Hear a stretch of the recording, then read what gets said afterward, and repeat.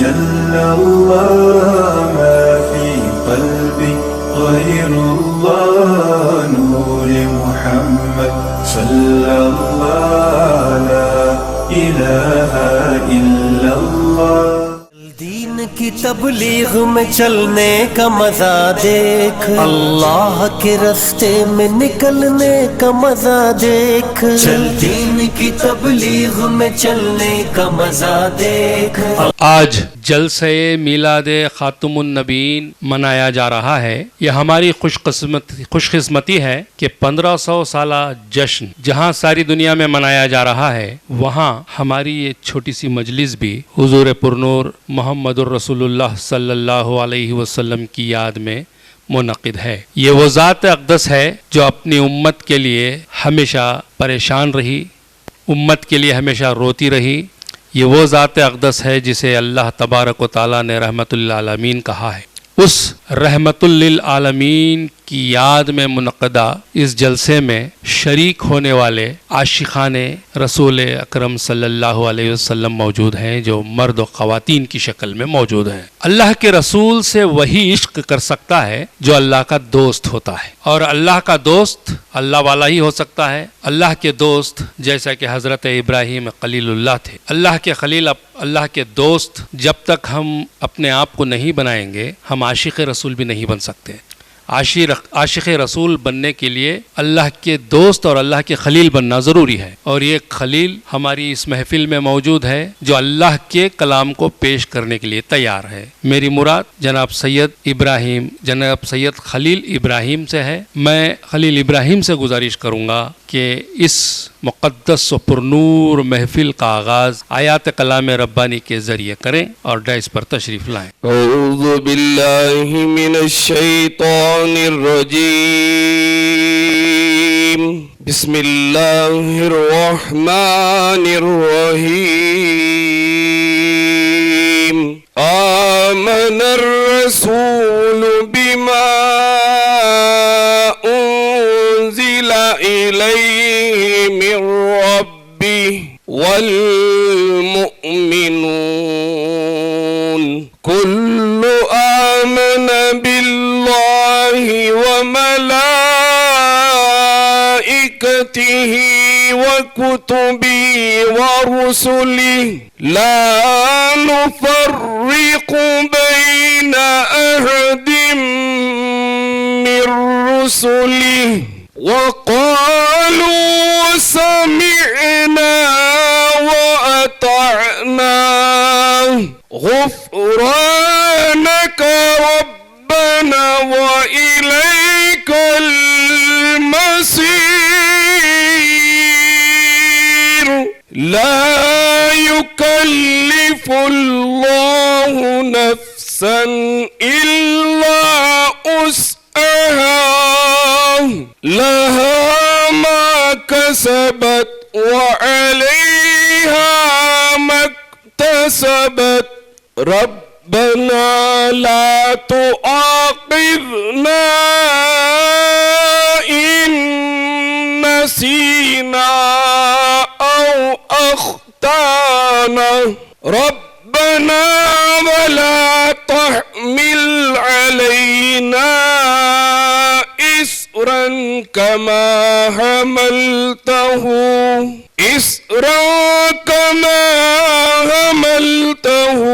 على الذين من قبلنا ربنا ولا تحملنا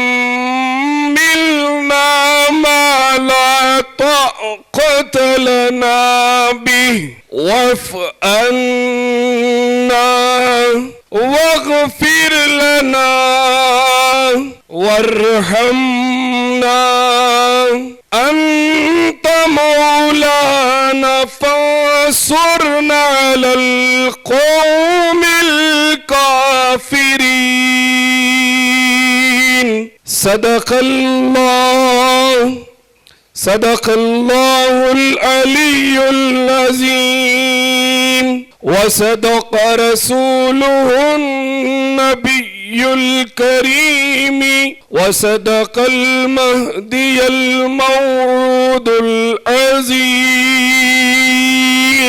جیسے کہ میں بتا رہا تھا کہ آج کی محفل، آج کا یہ جلسہ اس ذات اقدس کی یاد میں ہے، اس ذات اقدس کے میلاد کے طور پر منایا جا رہا ہے، جسے ساری دنیا نے امانت دار کہا، امین کہا، یگانہ کہا، یکتا کہا، کئی القاب سے نوازا گیا، تاہا، تاسین وغیرہ کے بے حساب القاب سے نوازا گیا۔ دنیا مانتی ہے، اغیار بھی اس بات کو مانتے ہیں کہ آپ کی ذات اقدس ہمیشہ امین رہی ہے۔ مدحت سرائی کرنے کے لیے جہاں بڑے لوگ، بڑے حضرات جمع ہوئے ہیں جو مدحت سرائی بھی کر رہے ہیں اور مدحت سرائی کو سن بھی رہے ہیں، وہاں ایک کمسن عقیدت مند بھی تشریف رکھتا ہے، اور اس کمسن عقیدت مند کا نام شاہ ایزان نظامی ہے، اور وہ بہت پرجوش ہے بارگاہ رسالت مآب میں نذرانہ عقیدت پیش کرنے کے لیے۔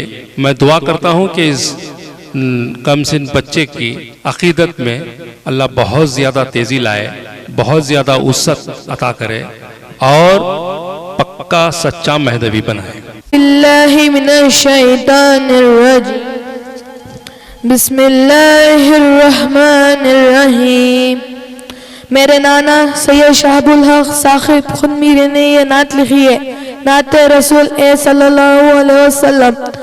زندگی کی بقا ہے محمد کا نام، زندگی کی بقا ہے محمد کا نام، بندگی کی لکھا ہے محمد کا نام، خوبصورت عطا ہے محمد کا نام، خوبصورت عطا ہے محمد کا نام، بے گماں ایک شفا ہے محمد کا نام۔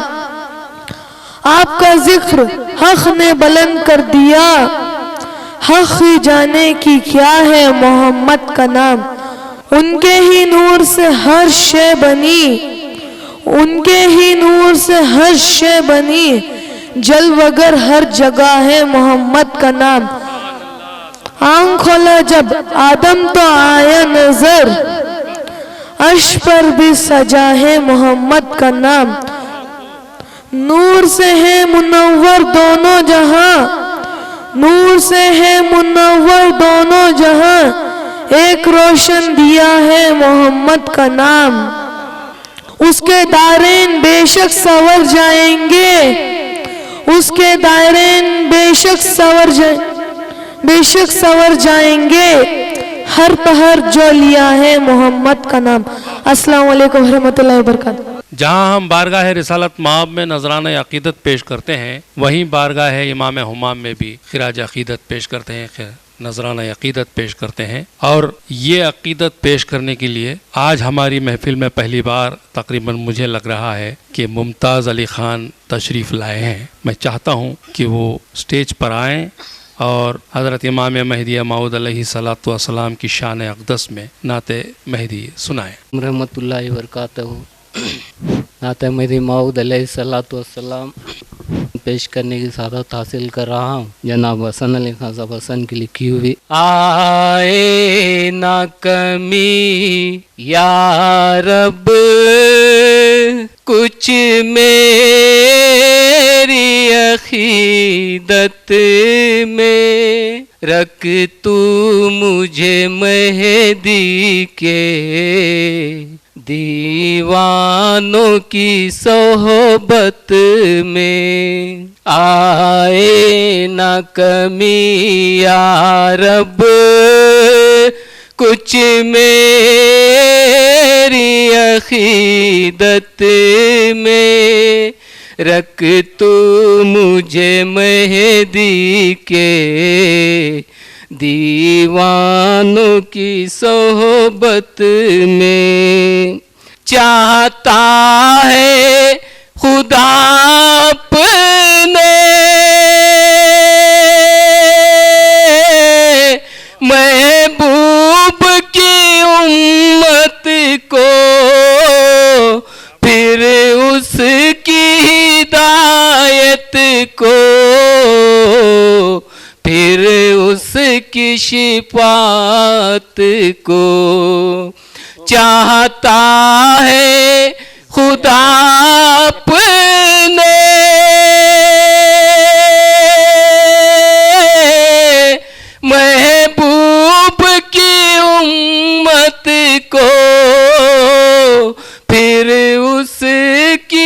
ہدایت کو، پھر اس کی شفاعت کو بھیجا ہے محمد کو، موعود کی صورت میں سبحان اللہ، رکھ تو مجھے مہدی کے دیوانوں کی صحبت میں، سبحان اللہ، دنیا مجھے کیا اپنے چنگل میں پھنسائے گی، مجھے کیا میں خود بھی جو چاہوں تو وہ پاس نہ آئے گی، دنیا مجھے کیا اپنے چنگل میں پھنسائے گی، میں خود بھی جو چاہوں تو وہ پاس نہ آئے گی، محفوظ ہوں ہر طرح میں ان کی حفاظت میں، بہت خوب، بہت رکھ تو مجھے مہدی کے دیوانوں کی صحبت میں، بہت اچھا، اشجار بھی بولیں گے، پتھر بھی پکاریں گے، منزل تمہیں ڈھونڈے گی، رستے تجھے چاہیں گے، اشجار بھی بولیں گے، پتھر بھی پکاریں گے، منزل تجھے ڈھونڈے گی، رستے تجھے چاہیں گے، آ دیکھ ذرا آ کر دنیا ولایت میں، رکھ تو مجھے مہدی کے دیوانوں کی صحبت میں، ہر لمحہ نیا جلوہ،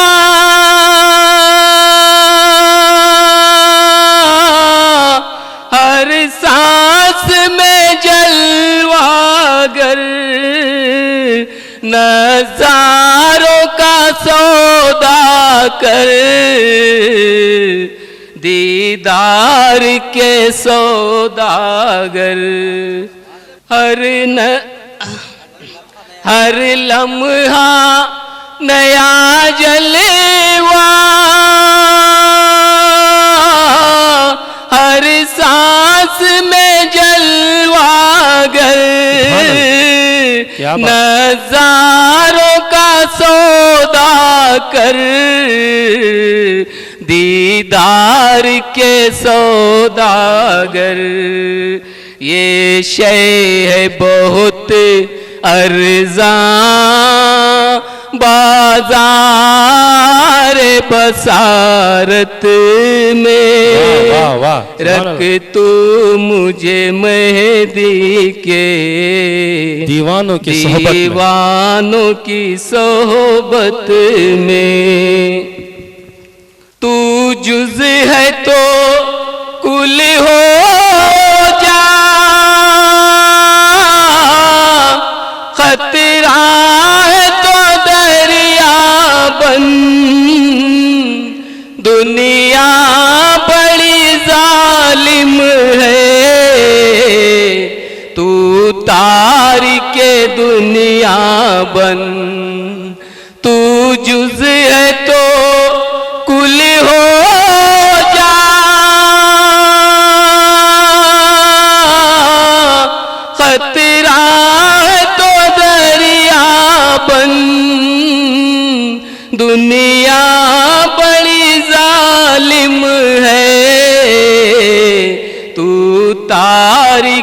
دنیا بن آ ان کے قبیلے میں، آ ان کی جماعت میں، رکھ تو مجھے مہدی کے دیوانوں کی صحبت میں۔ دیکھا شعر ہے، کیا روپ جمائیں گے یہ دار و رسن ہم پر، آ جائے نصیبوں سے وہ وقت حسن ہم پر، کیا روپ جمائیں گے یہ دار و رسن ہم پر، آ جائے نصیبوں سے وہ وقت حسن ہم پر، ہم سر بھی کٹا دیں گے مہدی کی محبت میں، رکھ تو مجھے مہدی کے دیوانوں کی صحبت میں، آئے نا کمی یا رب کچھ میری عقیدت میں،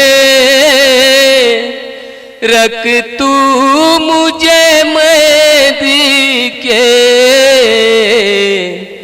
دیوانوں کی صحبت میں۔ السلام علیکم۔ سبحان اللہ۔ میں جناب سید فہد یاسر قنمیری سے گزارش کروں گا کہ تحریک صدارت پیش کریں۔ اعوذ باللہ من الشیطان الرجیم، بسم اللہ الرحمن الرحیم، السلام علیکم ورحمۃ اللہ وبرکاتہ۔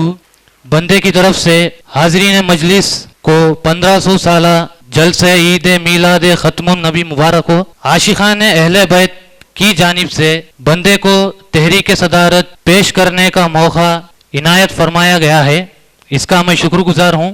خاتم النبی کا تعلق حضور صلی اللہ علیہ وسلم سے ہے، ختم ولایت محمدیہ کا تعلق امامنا مہدی موعود علیہ السلام سے ہے۔ اسی طرح دن محتاج ہے سورج کا اور رات کی رونق چاند سے ہے، تو اسی طرح آج کی یہ مقدس نورانی 1500 سالہ مجلس ختم النبی کو چلانے کے لیے ایک صدر کا ہونا ضروری ہے۔ تو میں آج کی اس مجلس کی صدارت کے لیے الحاج ڈاکٹر سید سعد اللہ ہادی قنمیری صاحب قبلہ کا نام گرامی پیش کرتا ہوں کہ وہ منصب صدارت پر فائز ہو کر قبول کرتے ہوئے اس جلسے کی کارروائی کو آگے بڑھانے کی اجازت دیں۔ السلام علیکم۔ سید فہد یاسر قنمیری کی تحریک صدارت کی میں تائید کرتا ہوں، مکمل تائید کرتا ہوں، اور عاشقان اہل بیت کی جانب سے صدر محترم ڈاکٹر الحاج سید سعد اللہ ہادی قنمیری صاحب کی خدمت میں ایک شایعہ پیش کرنا چاہتا ہوں، اور اس گزارش کے ساتھ تحریک صدارت کی تائید کرتا ہوں کہ آپ یہ شایعہ پہن لیں، پھر صدارت کے فرائض انجام دیں۔ دین کی تبلیغ میں چلنے کا مزہ دیکھ، اللہ کے راستے میں نکلنے کا مزہ دیکھ، چل دین کی تبلیغ میں چلنے کا مزہ دیکھ، اللہ کے راستے میں نکلنے کا مزہ دیکھ، چل دین کی تبلیغ میں چلنے کا مزہ دیکھ۔ استقبالیہ پیش ہوگا۔ عبد الکریم انجم صاحب سے میری گزارش ہے کہ خطبہ استقبالیہ پیش کریں۔ نحمدہ نصلی علی رسول الکریم المہدی الموعود والصلاۃ والتسلیم۔ السلام علیکم رحمۃ اللہ وبرکاتہ۔ اس ناچیز کو جو ہے خطبہ استقبالیہ کی ذمہ داری دی گئی ہے، لہذا پیش خدمت ہے اس شعر کے ساتھ کہ کون فطرت کے تقاضوں کو بدل سکتا ہے، کون فطرت کے تقاضوں کو بدل سکتا ہے، شمع ہر حال میں چاہے گی فروزاں ہونا۔ محترم سامعین کرام، آج کی یہ مقدس و نورانی مجلس بنام بعنوان میلاد خاتمین کا 1500 سالہ یعنی 1500 سالہ جشن ہے جو سارے عالم میں انتہائی ایمان و عقیدت کے ساتھ منایا جا رہا ہے. اور یہ وہ ہستی ہے جنہیں ہم قبلہ اہل وفا، کعبہ ایمان، رحمت یزداں، شاہ ذیشاں کے نام سے جانتے ہیں. آپ ہی کی شان اقدس میں یہ مجلس سجائی گئی ہے، جس کی صدارت خادم تفسیر نور ایمان، آئینہ دار اسلاف محترم المقام الحاج ڈاکٹر سید سعد اللہ ہادی خنمیری صاحب قبلہ فرما رہے ہیں.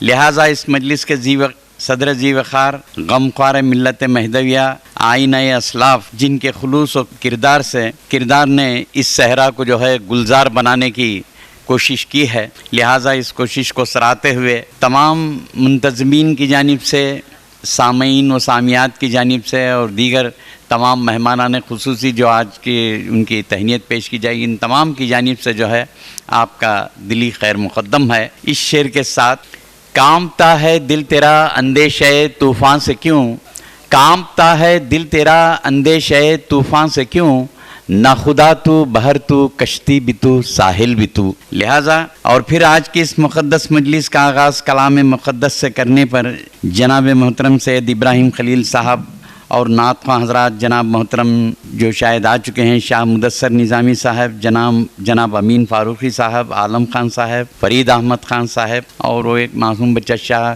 ایزان نظامی، ان تمام کا جو ہے درجہ بدرجہ استقبال ہے. اس شعر کے ساتھ کہ جنہوں نے اس نیرن کو لیا نا، عالم خان، فرید احمد خان اور جناب ممتاز علی خان صاحب، ان تمام کا استقبال اس شعر کے ساتھ ہے کہ انہوں نے اس کو نور علی نور بنایا ہے. تو ان کے بارے میں یہ شعر ہے کہ ایسے انسان کہاں آج کے انسانوں میں، چادر نور بچھا دیں جو شبستانوں میں. لہٰذا آپ کا بھی جو ہے تہ دل سے اس پوری مجلس کی جانب سے، صدر والا مرتبت کی جانب سے، منتظمین کی جانب سے، سامعین و سامیات کی جانب سے دل کی گہرائیوں سے استقبال ہے. آج کی اس مجلس میں صدر والا کے نور نظر، جن کی سوچتی ہوئی آنکھیں اور بولتا ہوا چہرہ ہے، آپ نے تحریک صدارت پیش کی. میری مراد محترم سید فہد یاسر خنمیری صاحب سے ہے، لہٰذا آپ کی اس بزم میں دلی خیر مقدم ہے. اور آج اس مجلس میں اس ہستی کے سیرت سے جڑے مختلف عنوانات پر آپ سے مخاطب ہوں گے. میری مراد حضرت فقیر سید یوسف میاں صاحب راسخ، جناب محترم سید نصرت مہدی صاحب تشریف اللہ اور محترم المقام جناب شاہ جلال الدین صاحب نظامی شاہی. یہ تمام حضرات یہ تمام ذی وقار شخصیات ہیں جو آپ کو حضور کی سیرت بحر بے کران کے مختلف گوشوں سے آپ کو دیے گئے مختلف عنوانات کی حقانیت بیان کریں گے. ان صاحبان کے بارے میں بھی ایک شعر ہے کہ اب موسم بہار کو آواز دیجئے، اب موسم بہار کو آواز دیجئے، تاراج کر چکی ہے چمن کو فضا بہت. اور پھر اس مجلس کے مرکز و محور جناب محترم الحاج ڈاکٹر سید سعد اللہ ہادی خنمیری صاحب قبلہ کا بھی استقبال ہے اس شعر کے ساتھ کہ نہ ہارا ہے عشق نہ دنیا تھکی ہے، نہ ہارا ہے عشق نہ دنیا تھکی ہے، دیا جل رہا ہے ہوا چل رہی ہے. سبحان اللہ، واہ واہ. ملت مہدویہ کی تعمیر حیات میں اس شہر کے جتنے بھی معتبر ادارے ہیں جو اپنے اپنے طور پر ملی، مذہبی، سماجی اور دینی خدمات انجام دے رہے ہیں، منتظمین نے ان تمام اداروں کے ذمہ داروں کو بھی مدعو کیا ہے تاکہ خراج تحسین کے طور پر گل پوشی اور شال پوشی کی جائے. لہٰذا ان تمام اداروں کے عہدیداران جو یہاں پر موجود ہیں، جو آنے والے ہیں، ان تمام کا بھی تہ دل سے شکر گزار ہیں اور آپ کا استقبال بھی کرتے ہیں. اور آخر میں ملت مہدویہ کا ایک اثاثہ ادب، جس کے پاس ادب کا اتنا ذخیرہ ہے کہ وہ شب تاریخ کو سحر میں بدل سکتا ہے. میدان ادب میں انتہائی سلیقے سے باوقار طریقے سے اپنے قدم جما چکے ہیں آپ. اور لطف اور خیر کی بات یہ ہے کہ ملت مہدویہ کو اس بات پر فخر کرنا چاہیے کہ وہ بحیثیت مہدوی اپنی شناخت کا پرچم غیروں کی مجلس میں لہرا چکے ہیں اور اپنی منزل مقصود کی طرف رواں دواں ہیں. لہٰذا آپ کا استقبال اس لیے بھی کہ آج اس مجلس کی باغ ڈور یعنی نظامت آپ کے ہاتھوں میں ہے اور اس مجلس کی کیفیت میں چار چاند ضرور لگائیں گے اور آپ دیکھیں گے اور اس بزم کو وہ نورانی و روحانی بنا کر چھوڑیں گے. اس شعر کے ساتھ آپ کا دلی خیر مقدم ہے کہ کس شوق سے مصروف نظارہ ہوں میں سہیل، کس شوق سے مصروف نظارہ ہوں میں سہیل، کس ناز سے بہتا ہے وہ دریا میرے آگے.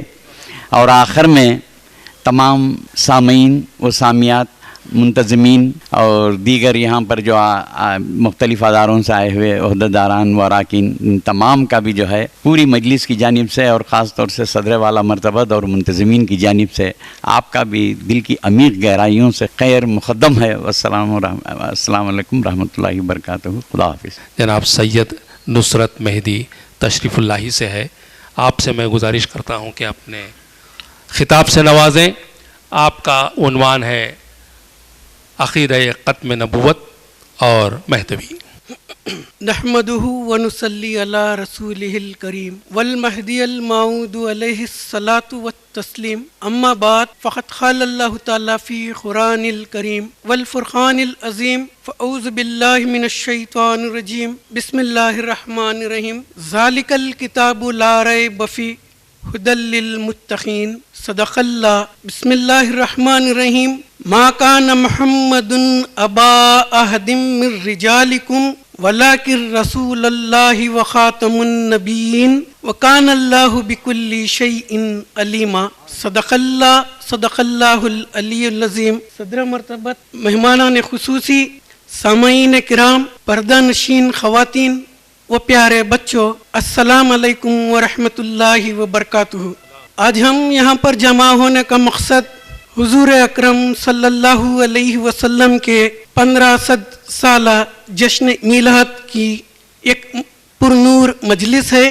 اس میں حضور اکرم صلی اللہ علیہ وسلم کے چند سیرت کے گوشوں پر ہم تمام یہاں پر سنیں، اس پر عمل کرنے کی کوشش کریں. اور یہاں پر ہم اس لیے بھی جمع ہوئے ہیں کہ جو باتیں یہاں پر سنی جاتی ہیں ان کو صرف یہاں پر محدود نہ کریں، اپنے دلوں میں سمائیں اور ان کو لے جا کر اپنی زندگیوں میں ڈھالیں، تاکہ ہماری زندگی پر بندگی کا اطلاق ہو سکے، تاکہ ہماری زندگی بھی بندگی بن جائے.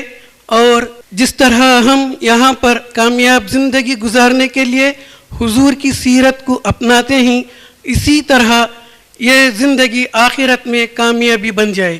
اسی مقصد سے میلاد کی محفلیں منعقد کی جاتی ہیں. اور اس کے تحت مجھے جو عنوان ملا ہے وہ ہے عقیدہ ختم نبوت، اور ایک مہدوی کی زندگی کس طرح ہونی چاہیے اور مہدوی کا عقیدہ ختم نبوت کے تعلق سے کیا ہونا ہے. سب سے پہلے ہم یہ دیکھیں گے کہ غیر یعنی کہ اغیار ہمارے اوپر جو تنقیدیں کرتے ہیں کہ قوم مہدویہ عقیدہ ختم نبوت کی قائل نہیں ہے، یہ ہمارے اوپر ایک جھوٹا الزام ہے، ایک بہتان لگایا جاتا ہے کہ یہ ان کے مہدی کو نبی مانتے ہیں، آخری نبی کی شکل میں ان کو نبی مانتے ہیں، ختم نبوت کا انکار کرتے ہیں.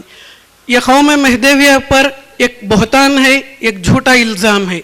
اس کا تدارک بہت ضروری ہے، کیونکہ نہ قوم مہدویہ کبھی مہدی موعود علیہ السلام کو نبی و رسول مانی، نہ مہدی موعود علیہ السلام نے کبھی بھی اپنا دعویٰ امام سے بڑھ کر کیا، مہدی سے بڑھ کر کیا. ہماری تمام قومی کتب اس بات کی شاہد ہیں کہ مہدی موعود علیہ السلام نے صرف دعوی مہدیت پیش کیا، نہ کہ نبوت کا، نہ کہ رسالت کا دعویٰ کیا. تو ہم سب سے پہلے یہ دیکھتے چلیں گے کہ عقیدہ کسے کہتے ہیں، خاتم کسے کہتے ہیں اور مہدوی کون ہوتا ہے. اس کے بعد ہم اس کی تفصیل میں جائیں گے. سب سے پہلا جو ہے عقیدہ، عقیدہ یعنی کہ عقد سے نکلا ہے، یہ ایک عربی زبان کا لفظ ہے.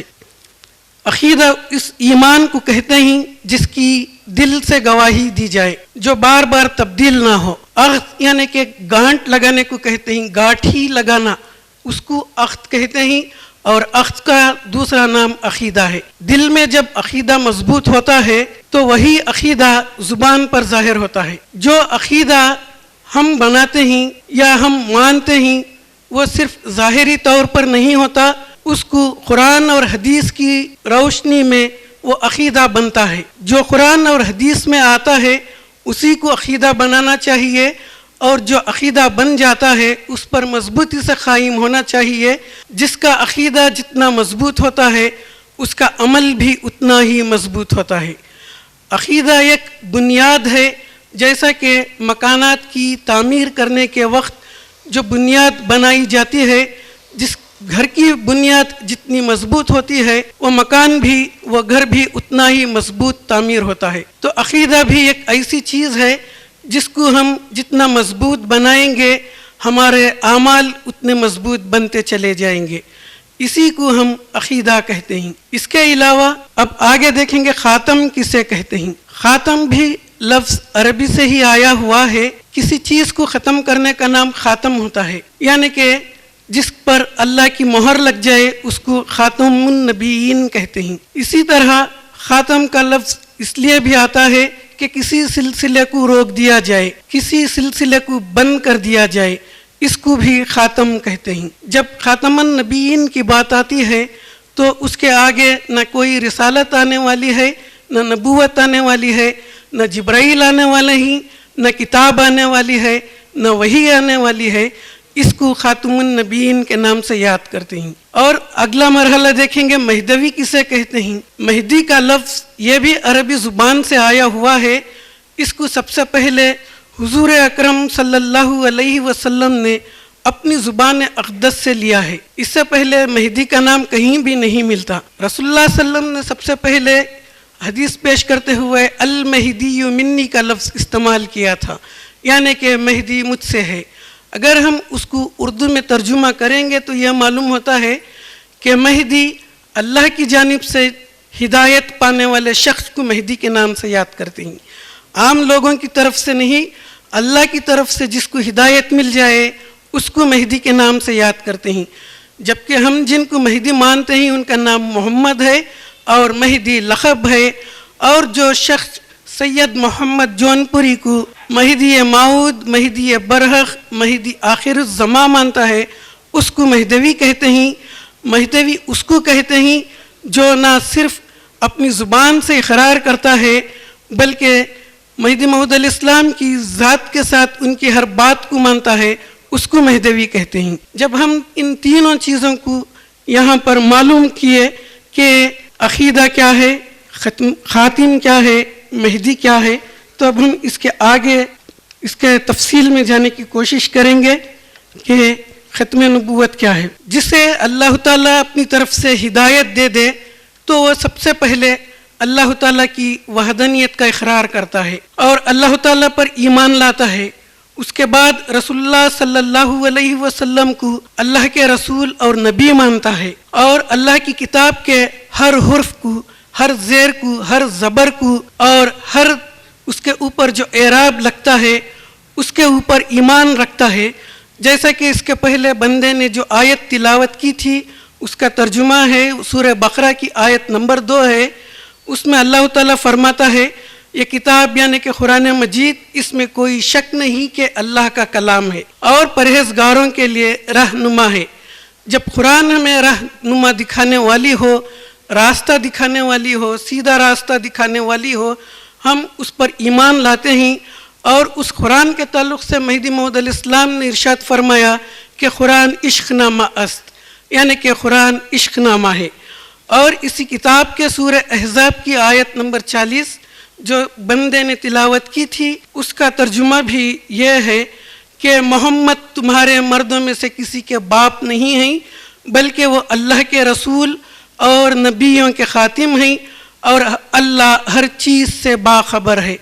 یعنی کہ رسول اللہ صلی اللہ علیہ وسلم کو اللہ تعالیٰ پہلے ہی منصب خاتم نبوت پر فائز کر دیا. کرنے کے بعد اسی آیت کے اگلے حصے میں یہ فرمایا کہ اللہ ہر چیز سے باخبر ہے. تم اللہ کی کتاب پر ایمان رکھتی ہو جس کتاب کے تعلق سے مہدی موعود علیہ السلام نے یہ فرمایا ہو کہ اس کتاب کی کوئی آیت منسوخ نہیں، اس کتاب میں کوئی بھی حرف زائد نہیں، یعنی کہ حرف اس کے اندر ایک زیر زبر بھی زیادہ نہیں لگایا گیا ہے. قرآن کے اندر جو کچھ بھی ہے حق ہے، اس کے اندر جو کچھ بھی آیا ہے اللہ کی طرف سے آیا ہے. اور مہدی موعود علیہ السلام یہ بھی فرماتے ہیں کہ قرآن کی ہر ایک آیت پر عمل کرنا چاہیے. جب مہدوی اس عقیدے کے اوپر قائم ہیں تو مہدی موعود علیہ السلام کس طرح ختم نبوت کا دعویٰ کر سکتے تھے کہ آپ خود نبی ہیں؟ آپ اس پر غور کیجئے. تو ایسی قوم جو اس آیت پر اتنا مضبوط دعویٰ رکھتی ہو کہ رسول اللہ صلی اللہ علیہ وسلم خاتم النبی نہیں، اللہ کے نبی ہیں، تو اسی آیت کے ضمن میں ہم یہ دیکھتے ہیں کہ غیروں کو جا کر پوچھنا پڑتا ہے کہ بھائی تمہارا عقیدہ کیا ہے، اللہ پر تمہارا عقیدہ کیا ہے، رسول پر تمہارا عقیدہ کیا ہے، جبکہ مہدویہ قوم کو عقیدہ بھی پوچھنے کی ضرورت نہیں، صرف ان کو اتنا کام کرنا ہے، وضو کر کے دائرے کی کسی مسجد میں اندر آ جانا ہے عشاء کی نماز میں۔ جیسے ہی عشاء کی نماز ختم ہوتی ہے تو مہدوی حضرات اپنا یہ عقیدہ بے بانگ دہل کسی کو ڈرے بغیر ظاہر کرتے ہیں، لا الہ الا اللہ محمد الرسول اللہ، اللہ الہنا محمد النبینا، القرآن والمہدی امامنا آمنا وصدقنا۔ یہ ہمارا اپنا عقیدہ ہے، کسی کو پوچھے بغیر ہم اپنا عقیدہ ظاہر کرتے ہیں۔ عقیدہ اس کو کہتے ہیں جو دل میں آئے اس کو ظاہر کرو، دل میں چھپا کر عقیدہ ظاہر کرنے والے کو منافق کہتے ہیں۔ دل میں ایک، زبان پر ایک جو رکھتا ہے وہ منافق ہے اور اس کے عقیدے صحیح نہیں ہوتے، جبکہ سچا مہدوی اپنا عقیدہ چھپاتا نہیں، ظاہر کرتا ہے۔ قرآن اور مہدی کو امام مانتے ہیں، جبکہ پہلے حصے میں رسول اللہ صلی اللہ علیہ وسلم کو نبی اور رسالت کی گواہی دیتے ہیں۔ یہ ہماری قوم کا خاص ایک اللہ ہمارے اوپر جو یہ انعام کیا ہوا ہے اس کا یہ اثر ہے۔ اب ہم اسی عقیدے کے تعلق سے جب ہم دیکھتے ہیں تو یہ معلوم ہوتا ہے کہ کوئی بھی شخص اپنے عقیدے کو بچانے کے لیے اپنی جان کی قربانی نہیں دی۔ اگر جان کی قربانی دی ہے عقیدے کو بچانے کے لیے تو حضرت بندگی میں شاہ نعمت مخراز بدت رضی اللہ تعالیٰ عنہ، ان کی شہادت عمل میں اسی لیے آئی کہ آپ کے دائرے میں آپ نے عشاء کی نماز کے بعد جو تسبیح دی تھی تو وہاں کے راجہ کو اس سے تکلیف ناگوار گزری، تو اس نے آ کر حضرت بندگی میں شاہ نعمت اور آپ کے ساتھ رہنے والے صحابہ کو شہید کیا۔ تو یہ اس لیے کہ حضرت بندگی میں شاہ نعمت رضی اللہ تعالیٰ عنہ نے اپنا عقیدہ عشاء کی نماز کے بعد ظاہر کیا تھا۔ سامعین، جب ہم اس عقیدے کے تعلق سے بات کرتے ہیں تو ہمارا عقیدہ جب قرآن کی روشنی میں بھی آپ دیکھ لیے تو اب ہم حدیث کی روشنی میں بھی ہمارا عقیدہ دیکھنے کے لیے اٹھائیں گے کتاب کنز المال، جلد نمبر 2، صفحہ نمبر 260، حدیث نمبر 1657 میں حضرت سعید رضی اللہ تعالیٰ عنہ سے مروی ہے کہ رسول اللہ صلی اللہ علیہ وسلم نے فرمایا، اے لوگو، میں تمہارے درمیان دو بھاری چیزیں چھوڑ کر جا رہا ہوں، اگر تم انہیں مضبوطی سے تھام لو تو میرے بعد کبھی گمراہ نہیں ہوگے۔ ان میں سے ایک کا مرتبہ دوسرے سے بڑھا ہوا ہے، وہ کتاب اللہ ہے جو اللہ کی رسی ہے، جو آسمان سے زمین تک پھیلی ہوئی ہے، اور دوسری میری اطرت یعنی کہ میری آل ہے۔ یہ دونوں چیزیں کبھی ایک دوسرے سے جدا نہیں ہوں گی یہاں تک کہ میرے پاس حوض کوثر پر آ جائیں۔ یہ حدیث ہے رسول اللہ صلی اللہ علیہ وسلم کی۔ حدیث شریف میں رسول اللہ صلی اللہ علیہ وسلم نے قرآن اور اطرت یعنی کہ اپنی آل کا لفظ استعمال کیا ہے، یعنی کہ قرآن اور اپنی آل کو جو شخص تھام لیتا ہے وہ کبھی گمراہ نہیں ہوتا، اور قوم مہدویہ ان دونوں چیزوں کو تھامے ہوئے ہے، یعنی کہ قرآن یعنی کہ ہمارا امام ہے، مہدی یعنی کہ آل رسول وہ بھی ہمارا امام ہے۔ جب ہم ان دونوں چیزوں کو حضور کی حدیث کے مطابق تھام چکے ہیں تو قوم مہدویہ کبھی بھی گمراہ ہونے والی قوم نہیں ہے۔ اس کے اوپر ہم کو عمل کرنا چاہیے، اور ہم اس بات کو بھی سمجھنے کی کوشش کریں گے کہ حدیث کے ذریعے ہی سمجھیں گے کہ آل سے مراد مہدی موعود الاسلام ہی کس طرح ہیں، اور اس کو سمجھنے کے لیے ایک اور حدیث کی کتاب کو اٹھائیں گے۔ کتاب کا نام ہے ابن ماجہ، جلد نمبر 3 ہے، صفحہ نمبر 775 ہے، حدیث نمبر 967۔ حضرت سعید بن مسیب رضی اللہ تعالیٰ عنہ فرماتے ہیں کہ ہم ام المومنین حضرت ام سلمہ رضی اللہ تعالیٰ عنہ کے پاس تھے، ہمارے درمیان حضرت مہدی کا ذکر آیا تو فرمانے لگیں کہ میں نے رسول اللہ صلی اللہ علیہ وسلم کو یہ فرماتے ہوئے سنا کہ مہدی سیدہ فاطمہ رضی اللہ عنہ کی اولاد سے ہوں گے۔ تو حدیث بھی یہاں پر پکار کر بول رہی ہے کہ مہدی بی بی فاطمہ کی آل سے ہوں گے، یعنی کہ آل رسول ہوں گے، جس طرح سے اس کے پہلے کے حدیث میں ہم سنے تھے کہ قرآن اور میری اطرت یہ دونوں جو شخص تھام لیتا ہے وہ کبھی بھی گمراہ نہیں ہوتا۔ تھامنے کا مطلب صرف زبانی طور پر نہیں، عملی طور پر تھامنا چاہیے. جس طرح قرآن میں اللہ تعالیٰ نے احکام بیان کیے ہیں ان تمام احکام پر چلنا ہے، اور جو مہدی موعود علیہ السلام نے تعلیمات بتائے ہوئے ہیں اسی راستے پر چلنے کا نام ان دونوں کو تھامنا ہوتا ہے. اب ہم یہاں پر اسی حدیث کو ایک اور کتاب میں بھی ثابت کیا گیا ہے. ابو داؤد نے جلد نمبر 3 صفحہ نمبر 305 میں بھی یہ حدیث نقل کی ہے. سامعین، قوم مہدویہ حضور اکرم صلی اللہ علیہ وسلم کی ہر حدیث پر عمل کرنے والی قوم ہے، نہ کہ اپنے مطلب کی حدیث لے لی جو مطلب نہیں ہے وہ حدیث کو چھوڑنے والی قوم نہیں ہے. رسول اللہ صلی اللہ علیہ وسلم کی ذات کے ساتھ رسول اللہ صلی اللہ علیہ وسلم کی ہر بات کے اوپر عمل کرنے والی قوم کا نام قوم مہدویہ ہے. اسی لیے ہم مہدی موعود علیہ السلام کے ساتھ ساتھ رسول اللہ صلی اللہ علیہ وسلم کی تعلیمات کو تھامے ہوئے ہیں. البتہ ہمارا عمل کمزور ہے، لیکن عمل کمزور ہونے کا مطلب یہ نہیں کہ عقیدے کمزور کر لیں. جتنا ہم عقیدوں کو مضبوط رکھتے ہوئے چلیں گے اللہ تعالیٰ عمل کے لیے سینوں کو کھولتا ہوا جائے گا. سامعین، اب ہم اس کے بعد یہ بھی دیکھتے چلیں گے کہ حضرت مہدی موعود علیہ السلام کو ہم لوگ آخر الزماں، امام آخر الزماں مانتے ہیں.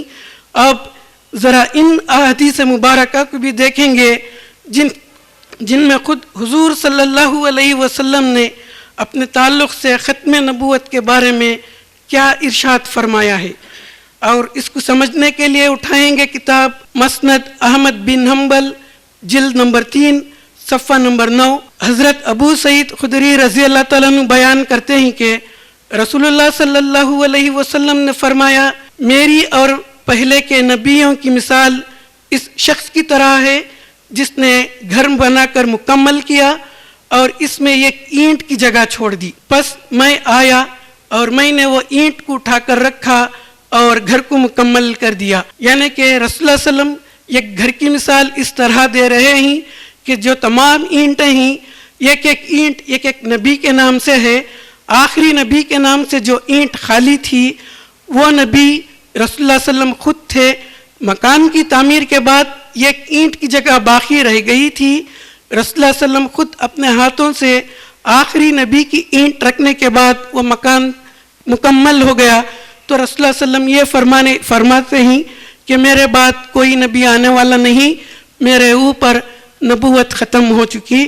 آمنا صدقنا قوم مہدویہ اس حدیث کو مانتی ہے اور ختم نبوت کا اقرار بھی کرتی ہے. ایک اور حدیث ہے اس پر بھی دیکھیں گے. اس کے لیے اٹھائیں گے کتاب سنن ترمذی حدیث نمبر 2272. حضرت انس بن مالک رضی اللہ تعالیٰ عنہ بیان کرتے ہیں کہ رسول اللہ صلی اللہ علیہ وسلم نے فرمایا، بے شک رسالت اور نبوت منقطع ہو چکی ہے، پس میرے بعد کوئی نبی نہ ہوگا. تو رسالت اور نبوت کا دعویٰ رسول اللہ صلی اللہ علیہ وسلم نے بند کر دیا. اور مہدی موعود علیہ السلام سے اب ہم نبوت کے علاوہ ولایت کی طرف آ کر دیکھیں گے کہ مہدی موعود علیہ السلام نے کیا دعویٰ کیا تھا. تو ایک مرتبہ چند عالموں نے مہدی موعود علیہ السلام کے پاس آ کر سوالات کرنے لگے کہ آپ جو کچھ بیان کرتے ہیں وہ مطلق قرآن ہے اور ہم امام اعظم کو ماننے والے ہیں، قرآن کو نہیں سمجھ سکتے. تو مہدی موعود علیہ السلام نے وہاں پر جو جواب ان لوگوں کو دیا بڑا بہترین جواب تھا. مہدی موعود علیہ السلام فرماتے ہیں کہ بندہ کوئی نیا مذہب نہیں لایا، مذہب ما کتاب اللہ و اتباع محمد رسول اللہ. یعنی کہ بندے کا مذہب اللہ کی کتاب اور رسول اللہ صلی اللہ علیہ وسلم کی کامل اتباع ہے. تو یہاں پر ہمیں معلوم ہوا کہ رسول اللہ صلی اللہ علیہ وسلم کی کامل اتباع کرنے والی ہستی صرف مہدی موعود علیہ السلام ہیں. اور یہاں پر مہدی موعود علیہ السلام نے اس کا امام آخر الزماں ہونے کا دعویٰ کر دیا. مقام بڑھلی میں بھی جب وہاں پر دعوے موقت کرنے کا آیا تھا تو اس وقت بھی اپنی پوست مبارک یعنی کہ چمڑی کو پکڑتے ہوئے مہدی موعود علیہ السلام نے اس طرح پکڑ کر دعویٰ کیا کہ بندہ سید محمد مہدیت کا دعویٰ کرتا ہے نہ کہ نبوت کا. اپنی پوست مبارک کو پکڑ کر جو دعویٰ کیا وہ بھی مہدیت کا دعویٰ کیا تھا. اور وہاں پر بھی جو دعویٰ کیا اس کو دعوے موقت کہتے ہیں. اس دعوے پر مہدی موعود علیہ السلام آخر تک قائم رہے، کبھی بھی اپنے دعوے سے پیچھے نہیں ہٹے. اور امام آخر الزماں کہتے ہیں ہم مہدی موعود علیہ السلام کے ذریعے. وقت ختم ہو رہا ہے.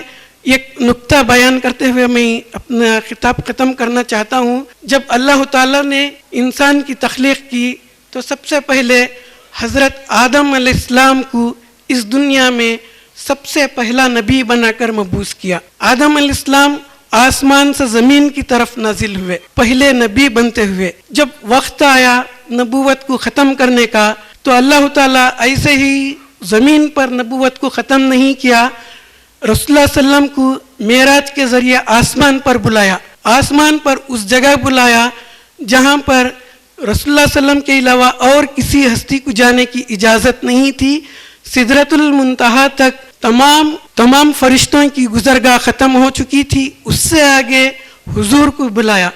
بلانے کے بعد اپنا دیدار عطا کیا. دیدار عطا کرنے کے بعد خاتم نبوت کی مہر لگا دی کہ اب آپ یہاں سے جاؤ, واپس دنیا میں جانے کے بعد ختم نبوت کا اعلان کر دو, کیونکہ میں نے اپنی طرف سے مہر لگا دی ہے کہ آپ کے بعد اور کوئی نبی آنے والا دنیا میں نہیں.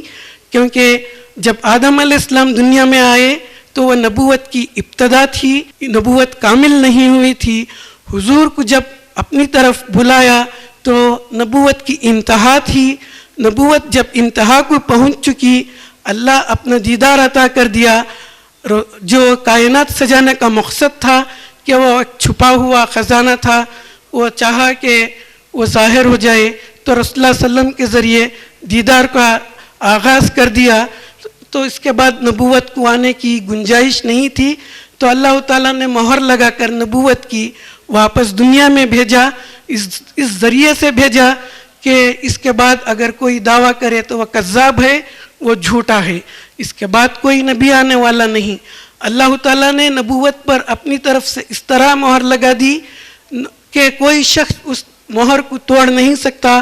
جو شخص اللہ کی مہر توڑنے کی کوشش کرتا ہے وہ اللہ کے پاس پکڑا جاتا ہے اور وہ جھوٹا ہے, وہ کذاب ہے. رسول اللہ صلی اللہ علیہ وسلم کے علاوہ اور کوئی نبی آنے والا نہیں. رسول اللہ صلی اللہ علیہ وسلم خاتم النبیین ہیں. قوم مہدویہ کا یہ فیصلہ ہے کہ رسول اللہ صلی اللہ علیہ وسلم کے بعد کوئی نبی آنے والا نہیں. جو شخص یہ دعویٰ کرتا ہے کہ وہ نبی ہے تو وہ کذاب ہے, جھوٹا ہے.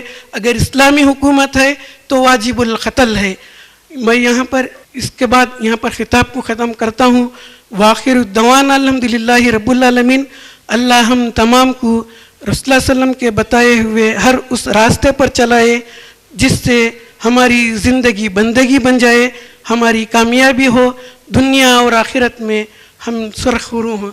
آمین. وآخر الدعوانا الحمدللہ رب العالمین. اب وقت ہے اگلے مقرر کو پیش کرنے کا. حاضرین کرام, سیرت کے مختلف پہلوؤں کو پیش کرنے کا ہنر ایک مقرر کو بہت خوب آتا ہے, بہت اچھی طرح جانتا ہے.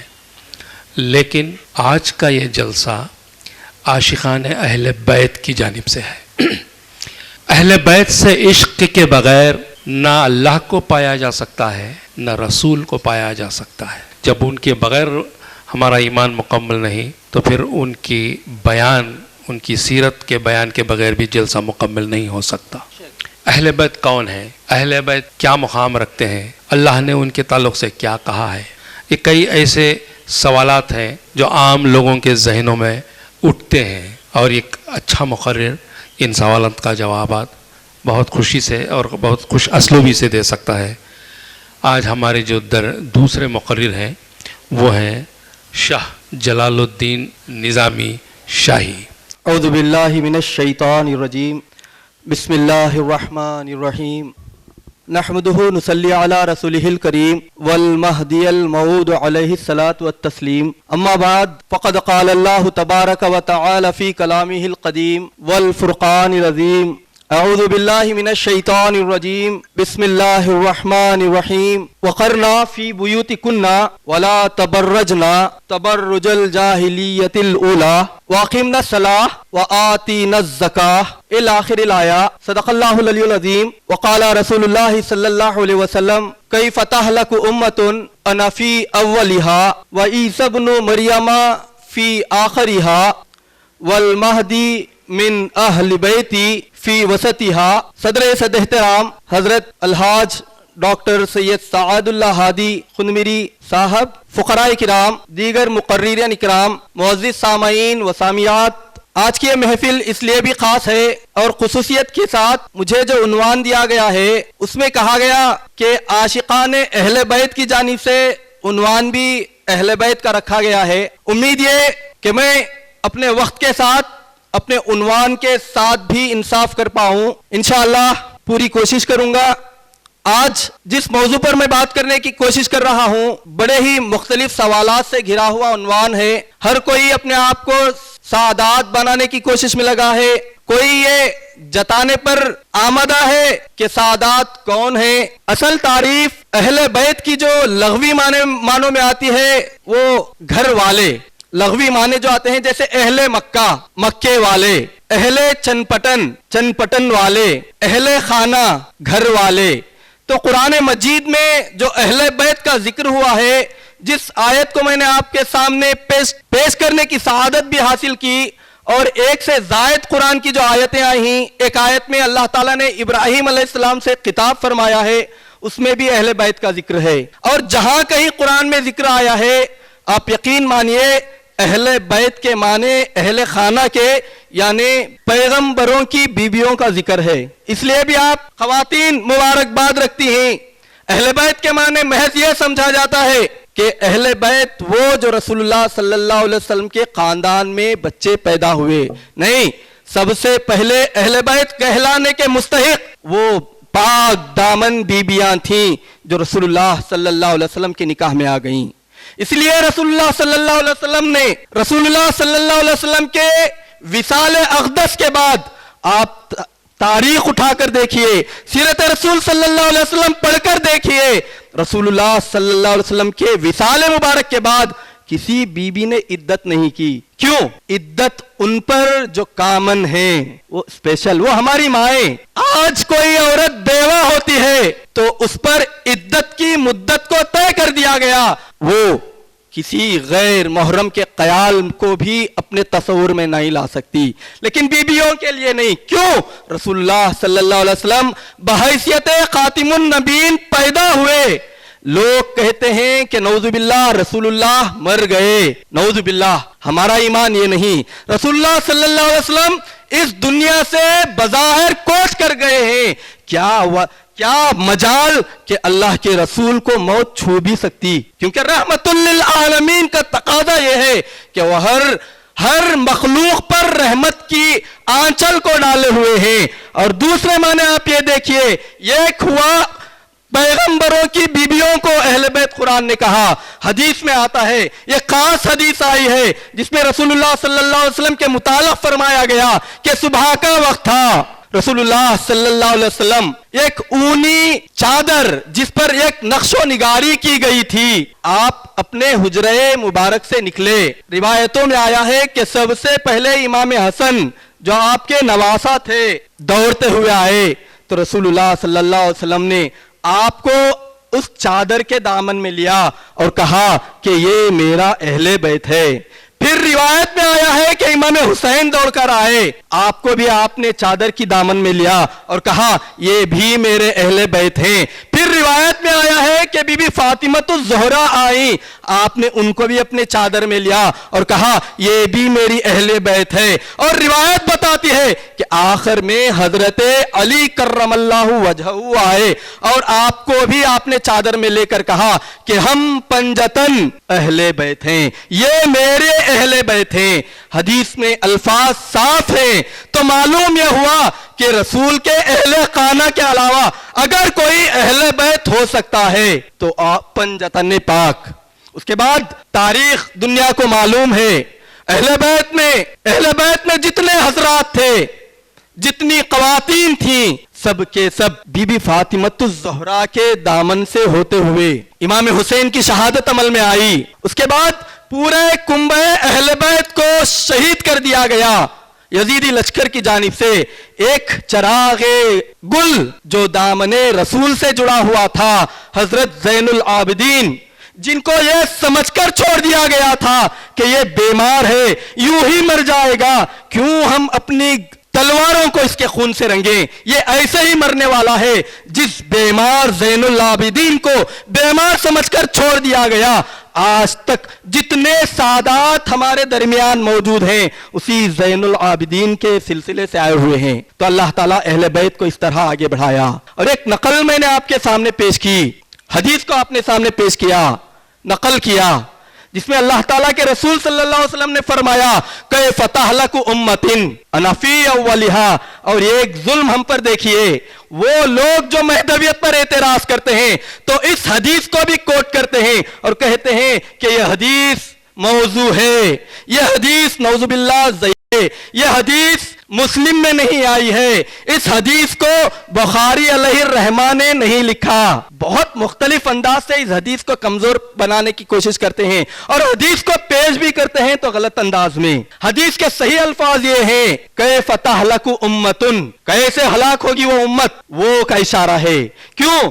اللہ تعالیٰ کے رسول حدیث میں زمانے کا اشارہ کرتے ہوئے خود کو بھی پیش کر رہے ہیں. ایسا ہو نہیں سکتا کہ یہ کہتے اور غیر مہدوی علماء جو مہدویوں پر اعتراض کرتے ہوئے اس حدیث کو کوٹ کرتے ہیں تو الفاظ کہتے ہیں کیف تہلک امۃ. امتی اور امتن میں بڑا فرق ہے. الفاظ رسول کو بدلنے کا کسی کو حق نہیں. اور یہ وہ حضرات ہیں جو مہدویت کے دلائل کو جھٹلانے کے لیے جس حدیث کا سہارا لیتے ہیں, کم از کم اس حدیث کو انصاف سے پڑھنے کی کوشش کرو. تو اس حدیث میں کہا گیا کہ والمہدی من اہل بیتی فی وسطہا, وہ امت کیسے ہلاک ہوگی جس کے ابتدا میں میں ہوں. وعیسی ابن مریم فی آخرہا, اور عیسیٰ ابن مریم جو امت کے اختتام میں آئیں گے. والمہدی من اہل بیتی فی وسطہا, اور مہدی میری اہل بیت سے امت کے درمیانی حصے میں آئیں گے اور یہ تینوں کے تینوں امت کو ہلاکت سے بچائیں گے. تو معلوم یہ ہوا کہ مہدی بھی جو آئیں گے وہ اہل بیت سے منسلک ہو کر آئیں گے. تو نیا دین کی رہنمائی کے لیے ایک باہر والا کوئی ہی نہیں آیا. اور قابل غور بات یہ بھی ہے کہ ہر وہ انسان جو سمجھتا ہے کہ میں سعادات ہوں, آج معمولی بات ہو گئی ہے, کوئی اپنے نام کو مشہور کرنا چاہتا ہے تو ہے کسی خاندان کا سید منسلک کرتا ہے, یہ بھی گناہ عظیم ہے. رسول اللہ صلی اللہ علیہ وسلم کی ایک حدیث آئی ہے جس کے معنی میں سرسری انداز میں آپ کے سامنے پیش کروں گا اور یہ بتا دینا چاہتا ہوں کہ حدیث کے الفاظ صاف بتاتے ہیں. عورتوں کی مجلس ہے, عورتیں بھی موجود ہیں, میں اس کے کھلے الفاظ آپ کے سامنے رکھ نہیں سکتا. اتنا مبہم طور سے آپ کے سامنے رکھ دوں کہ رسول اللہ صلی اللہ علیہ وسلم نے فرمایا کہ برائی ہے ان لوگوں کے لیے جو اپنے نسب کو بدلنے کی کوشش کرتے ہیں. ہیں تو ہیں, سب آدم کی اولاد ہیں, اتنا تصور رکھ کر چلو. اور اگر کوئی یہ سمجھے کہ میں سعادات سے ہوں, میں اہل بیت سے ہوں اور میں کچھ بھی کروں گا تو یہ بھی جائز نہیں. کیوں؟ ایک اور بات میں بات نکل رہی ہے, ایک اور بات میں بات نکل رہی ہے. سعادات کا احترام واجب الحمدللہ, اور یہ بات قبول کرنی چاہیے کہ سعادات کے احترام کے بغیر آپ فیضان رسالت کو حاصل نہیں کر سکتے. لیکن کب؟ وہ سعادات, وہ اہل بیت جو مانوس رسول کا خیال رکھیں, دین اسلام کے احترام کو بجا لائیں. ایسا ہو نہیں سکتا. اور ایک خاص بات یہ ہے کہ بے فضل خدا سید ہونا اور جتا لینا علیحدہ علیحدہ باتیں ہیں, یاد رکھیے. ورنہ رسول اللہ صلی اللہ علیہ وسلم اپنی دختر خاص کو یہ نہ کہتے کہ فاطمہ اس گمان میں نہ رہنا کہ تو خاتم النبیین محمد کی بیٹی ہے, ایملی عمل کر, ایملی عمل کر. 3 بار روایت بتاتی ہے حدیث میں کہ عمل کی تاکید کرتی ہیں, کیونکہ قبر یہ نہیں پوچھے گی کہ تو اولاد رسول ہے یا اولاد احمد ہے. قبر محض یہ پوچھے گی کہ تو اعمال کیا لائی ہے, تو ایمان اور اعتقاد کس حالت میں لائی ہے. تو معلوم یہ ہوا جتانے سے کوئی سعادت بھی نہیں ہوتا. ہاں اگر سعادات میں ہم آئے ہیں, اچھے خاندانوں میں بھی ہم پیدا ہو رہے ہیں, تو ہم کو یہ سعادت اللہ نے بخشی ہے اور ہم کو کوشش اس بات کی کرنی چاہیے کہ ہم اس سانچے میں برابر اترنے کی کوشش کریں, بجائے اس کے کہ ہم اتراتے پھریں. قرآن میں جس آیت کو میں نے آپ کے سامنے پڑھنے کی کوشش کی، اللہ تعالیٰ کے رسول صلی اللہ علیہ وسلم سے خطاب ہے۔ قرآن میں اللہ تعالیٰ فرما رہا ہے، کیا فرما رہا ہے؟ وقرنا، آپ صلی اللہ علیہ وسلم اپنے گھر والوں سے کہہ دیجئے، اشارہ بیویوں کی طرف اور اعلان ہمارے لیے ہوتا ہے۔ بیویوں کی طرف اشارہ صلی اللہ علیہ وسلم کو اللہ تعالیٰ نے فرمایا، آپ کہہ دیجئے بیویوں سے وقرنا فی بیوتکنا، اپنے گھروں میں ٹکی رہیں، ولا تبرجنا، اور یہ سج دھج کر پھرا مت کریں، تبرج الجاہلیت الاولی، اس طرح کے جیسے قدیم زمانے جاہلیت میں لوگ بن سور کر پھرتے تھے۔ پھر قرآن میں آگے الفاظ اللہ تعالیٰ فرماتا ہے کہ اللہ کی اطاعت، نمازوں کو قائم کرو، زکاتوں کو دیا کرو، اللہ اور اس کے رسول کی اتباع کرو۔ اور اللہ تعالیٰ اس کے بعد کے جملے میں جو اللہ تعالیٰ نے اشارہ دیا ہے وہ آپ غور کیجئے گا۔ اللہ یہ چاہتا ہے کہ تم ایسے اعمال کرو کہ اللہ تعالیٰ تمہیں پاک اور مطہر کر دے، اور اللہ چاہتا ہے کہ اہل بیت کو اللہ پاک دامنی کے ساتھ دیکھے۔ تو معلوم یہ ہوا اہل بیت کا بہت اونچا مقام ہے۔ اور کون اہل بیت؟ اہل بیت میں نے کہا اہل خانہ پیغمبراں۔ اب ایک بات دیکھیے، نوح علیہ السلام کو قرآن میں اللہ تعالیٰ نے تنبیہ کی ہے، قرآن میں تنبیہ کی ہے، جبکہ کشتی غرق ہو رہی تھی، کشتی نوح غرق ہو رہی تھی، نوح اللہ سے دعا کر رہے ہیں کہ ربنا، اے میرے اللہ، ایسا طوفان وبا فرما کہ یہ کافر بھی باقی نہ رہے، کفر کا شیبہ بھی باقی نہ رہے۔ اور اللہ دیکھ رہا ہے کہ نوح کے بیٹے خود کفر میں جکڑے ہوئے ہیں، ڈوب رہے ہیں، نوح بچانے کی کوشش میں لگے ہیں۔ جب بیٹا غرق ہونے لگا تو مفسرین کہتے ہیں کہ بعض مفسرین کہتے ہیں کہ یہ دعا بیٹا غرق ہونے کے بعد ہوئی تو پیغمبر نوح نے کہا اے اللہ یہ میری اہل بیت ہے، اس کو بچا لے۔ تو کہا گیا کہ نوح تیری اہل بیت وہ ہیں جو تیرے راستے پر ہیں۔ تو معلوم یہ ہوا کہ محض خاندان میں پیدا ہونے سے کوئی اہل بیت نہیں بنتے۔ کیوں؟ اہل بیت بننے کے لیے راستہ اختیار کرنا پڑتا ہے، ان کسوٹیوں پر اترنا پڑتا ہے، ورنہ رسول اللہ صلی اللہ علیہ وسلم یہ نہ کہتے کہ ایک روایت میں حضرت سلمان فارسی کو بھی آپ نے پیار سے کہا ہے کہ یہ بھی میرا اہل بیت ہے۔ حالانکہ مفسرین اور محدثین کہتے ہیں کہ سلمان فارسی کو محض محبت کی بنیاد پر کہا گیا، مفسرین اس کے ترجمے میں لکھ دیے ہیں، لیکن حقیقت یہ ہے کہ تعلق اگر گاڑا ہو، عقیدے کے ساتھ ہو، بنیاد ایمان پر ہو، تو ہم تمام اہل بیت، اگر اہل بیت میں بھی اگر میں ہوں اور راستے رسول پر نہیں ہوں تو میرے اہل بیت ہونا بیکار، اور اللہ تعالیٰ برابر انصاف کے ساتھ کام کرے گا۔ تو معلوم یہ ہوا کہ خواتین کا بڑا مقام ہے، ان کو چاہیے کہ اگر سعادات گھرانے میں ہیں تو اپنی آبرو، اپنی ناموس اور اپنے خاندان کا، اپنے خون کا خیال رکھیں۔ اور اگر مرد حضرات یہ اپنے نام کے ساتھ سید اور فلاں فلاں لکھتے ہیں تو ہم کو نام لکھنے سے پہلے کوشش اس بات کی کرنی چاہیے کہ ہم اس سانچے میں پورا اتریں۔ ہمارے پاس طریقہ دیکھیے، مہدی موعود علیہ السلام نے کبھی اپنے فرزند کو سید محمود کے نام سے نہیں پکارا، آپ نے کہا بھائی محمود، اور مہدی موعود نے خود کو کیا کہا؟ بندہ۔ بندے کے معنی عربی زبان اٹھا کر دیکھو، بندے کے معنی غلام کیا آتے ہیں۔ ہمارے پاس کیا ہے؟ المفتقر اللہ، یعنی اللہ کی راہ میں فقیری لیا ہوا۔ فقراء مرشدین لکھتے ہیں، خود کا نام لکھیں تو فقیر فلاں بن فلاں، لیکن ہم عقیدت کے ساتھ ان کو جو کچھ لکھیں سو لکھیں، لیکن اپنی کسر نفسی کا حال یہ ہے کہ ہماری حقیقت یہ ہے کہ ہم اپنی نفی کرتے جائیں۔ چند وجوہات کی بنا پر وقت اور کم کیا گیا، میں اپنے وقت کو اور کم کرتے ہوئے انشاءاللہ ہمارے درمیان اور صدر صاحب بھی موجود ہیں، ایک اور فقیر مقرر صاحب بھی موجود ہیں، میں بس ان چند باتوں کے ساتھ اللہ سے دعا گو ہوں کہ اللہ تو نے اس امت خاصہ میں پیدا کیا، اے اللہ رسول اللہ صلی اللہ علیہ وسلم کی رحمت کے آنچل میں ہمیں رکھ دے، اے اللہ اہل بیت کا واسطہ جن کے واسطے سے ہم یہ سمجھتے ہیں کہ جب کبھی اہل بیت کا واسطہ دیا جائے تو دعائیں رد نہیں ہوتی، اے اللہ اہل بیت کا واسطہ ہماری دعاؤں میں اثر لا، ہمیں صحیح مسلمان اور مہدوی بنا دے. بس اتنی دعا کے ساتھ میں اپنی جگہ لیتا ہوں. وما علینا الا البلاغ وآخر الدعوانا ان الحمد للہ رب العالمین. اگلے مقرر فقیر سید یوسف میاں صاحب راسخ ہیں اور ان کا عنوان ہے رحمت للعالمین. عنوان پر نہ جائیں. رحمت العالمین ایک ایسا عنوان ہے کہ اس پر صبح تک بولا جا سکتا ہے. آپ مختصر وقت میں اپنی بات کو مکمل کر لیں. السلام علیکم ورحمۃ اللہ وبرکاتہ.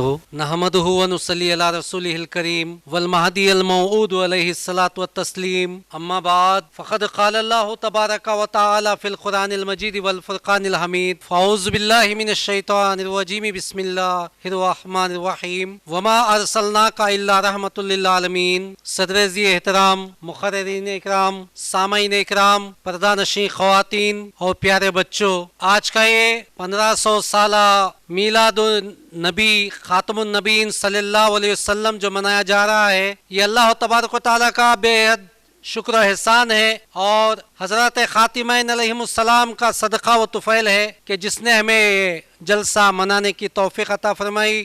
آج کا اس فقیر کو عنوان دیا گیا ہے رحمت للعالمین. رحمت للعالمین ایک ایسا لقب ہے جس کو اللہ تبارک و تعالیٰ نے 1,24,000 یا 1,80,000 انبیاء علیہم السلام میں سب سے جو پسند کیا وہ مخصوص ہمارے آخری نبی حضرت محمد مصطفیٰ صلی اللہ علیہ وسلم کے لیے یہ لقب چنا اور یہ فرمایا وما ارسلناک الا رحمت للعالمین. آپ تاریخ اٹھا کر دیکھیے، جتنے بھی دنیا میں انبیاء علیہم السلام مبعوث ہوئے ان سب کے لیے الگ الگ ایک ایک لقب ہے، ایک ایک خطاب ہے، لیکن حضور کو ہی کیوں رحمت للعالمین بول کر یہ فرمایا گیا؟ اس لیے کہ جتنے بھی انبیاء علیہ السلام دنیا میں تشریف فرما ہوئے اور آپ کی امتوں نے جنہوں نے قبول کیا ان کے لیے تو نہیں کہا جا سکتا، لیکن آپ کی امتوں میں آپ کی قوموں نے آپ کی نبوت کا انکار کرتے رہے،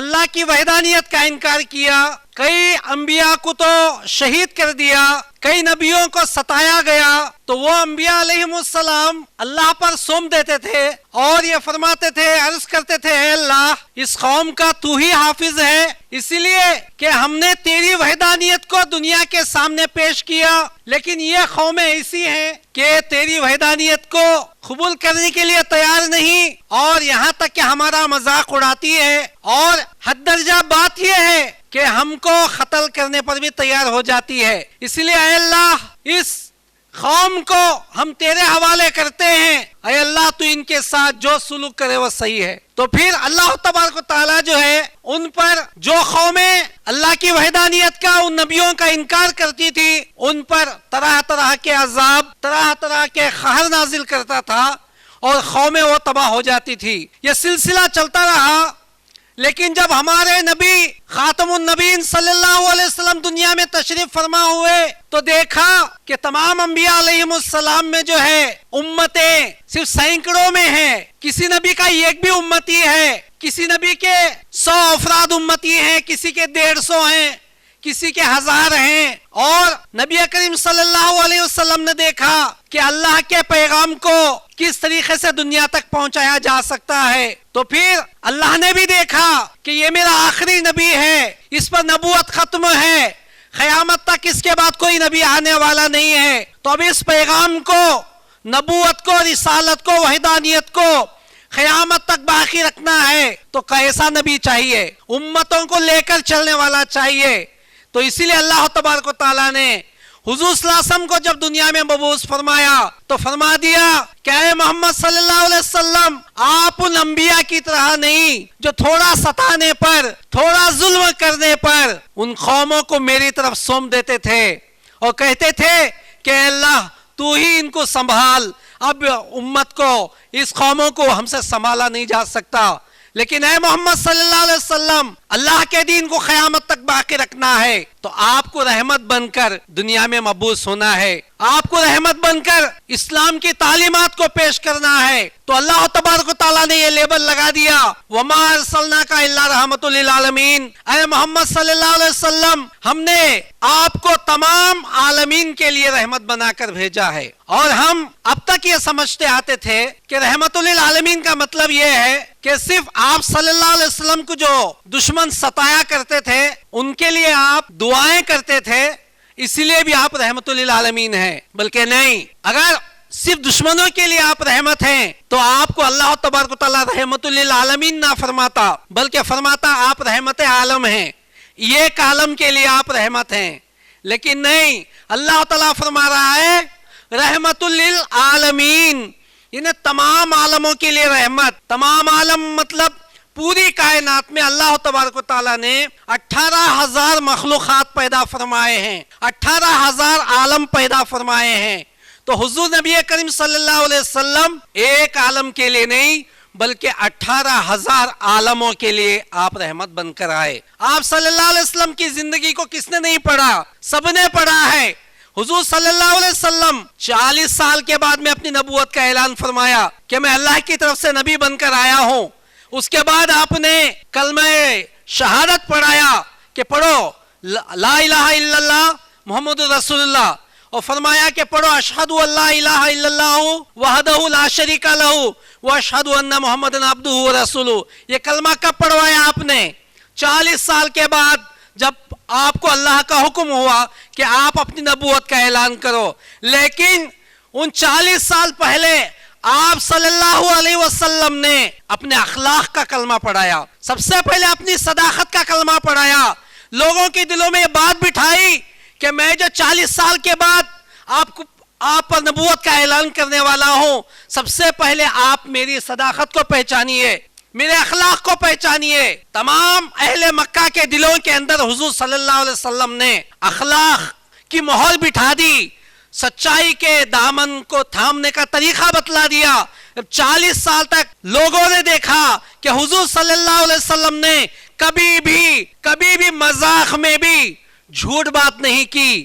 اس کے بعد جب 40 سال پورے ہوئے، نبوت کا اعلان فرمایا، تو آپ نے سب سے پہلی بات یہ پوچھی لوگوں سے کہ کیا کبھی آپ نے 40 سال میں مجھے جھوٹ بولتے ہوئے سنا ہے یا دیکھا ہے؟ تو لوگوں نے کہا کہ نہیں۔ تو آج میں یہ دعویٰ پیش کر رہا ہوں کہ یہ میری صداقت کا اعلان ہے کہ میں نبی ہوں اور اللہ ایک ہے، اللہ کی وحدانیت اور میری رسالت کو تسلیم کرو۔ تو سب سے پہلے آپ نے اخلاق کا کلمہ پڑھایا، پھر اس کے بعد میں وحدانیت کا، پھر رسالت کا کلمہ پڑھایا۔ تو لوگوں کے جوق در جوق، شوق کے ساتھ، محبت کے ساتھ آ کر اسلام کو قبول کرنا، یہ کیا ہے؟ آپ کی رحمت ہے۔ آپ نے ہمیشہ دشمنوں کے ساتھ اچھا سلوک کیا۔ ابو جہل جو ساری زندگی حضور نبی کریم صلی اللہ علیہ وسلم سے نفرت کرتا تھا، ہمیشہ ایک نیا طریقہ حضور صلی اللہ علیہ وسلم کو ثم نعوذ من ذالک مارنے کا طریقہ اختیار کرتا تھا۔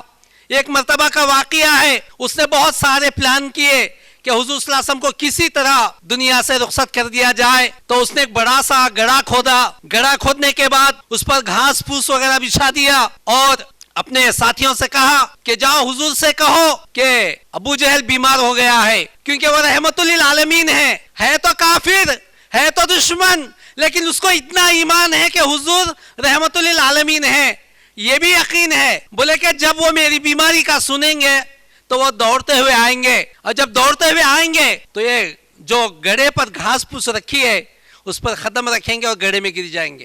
یہ اس کا منشا تھا، اور اس نے ساتھی کو بیچ دیا، اور گھر کے سامنے جو اس نے گڑھا کھودا تھا اور وہ کھاٹ پہ لیٹ گیا بیماری کا بہانہ کر کے، اور دیکھا کہ حضور صلی اللہ علیہ وسلم تشریف لا رہے ہیں، تو سمجھ گیا کہ اب وہ نزدیک آ رہے ہیں۔ تو آنکھیں تھوڑی تھوڑی کھول کے دیکھ رہا تھا کہ اب حضور نزدیک آئیں گے اور قدم جائے گا گڑھے میں اور خود گر جائیں گے۔ تو یہ دیکھ ہی رہا تھا، حضور صلی اللہ علیہ وسلم گڑھے سے قریب آ گئے، ایک قدم رکھنا باقی تھا۔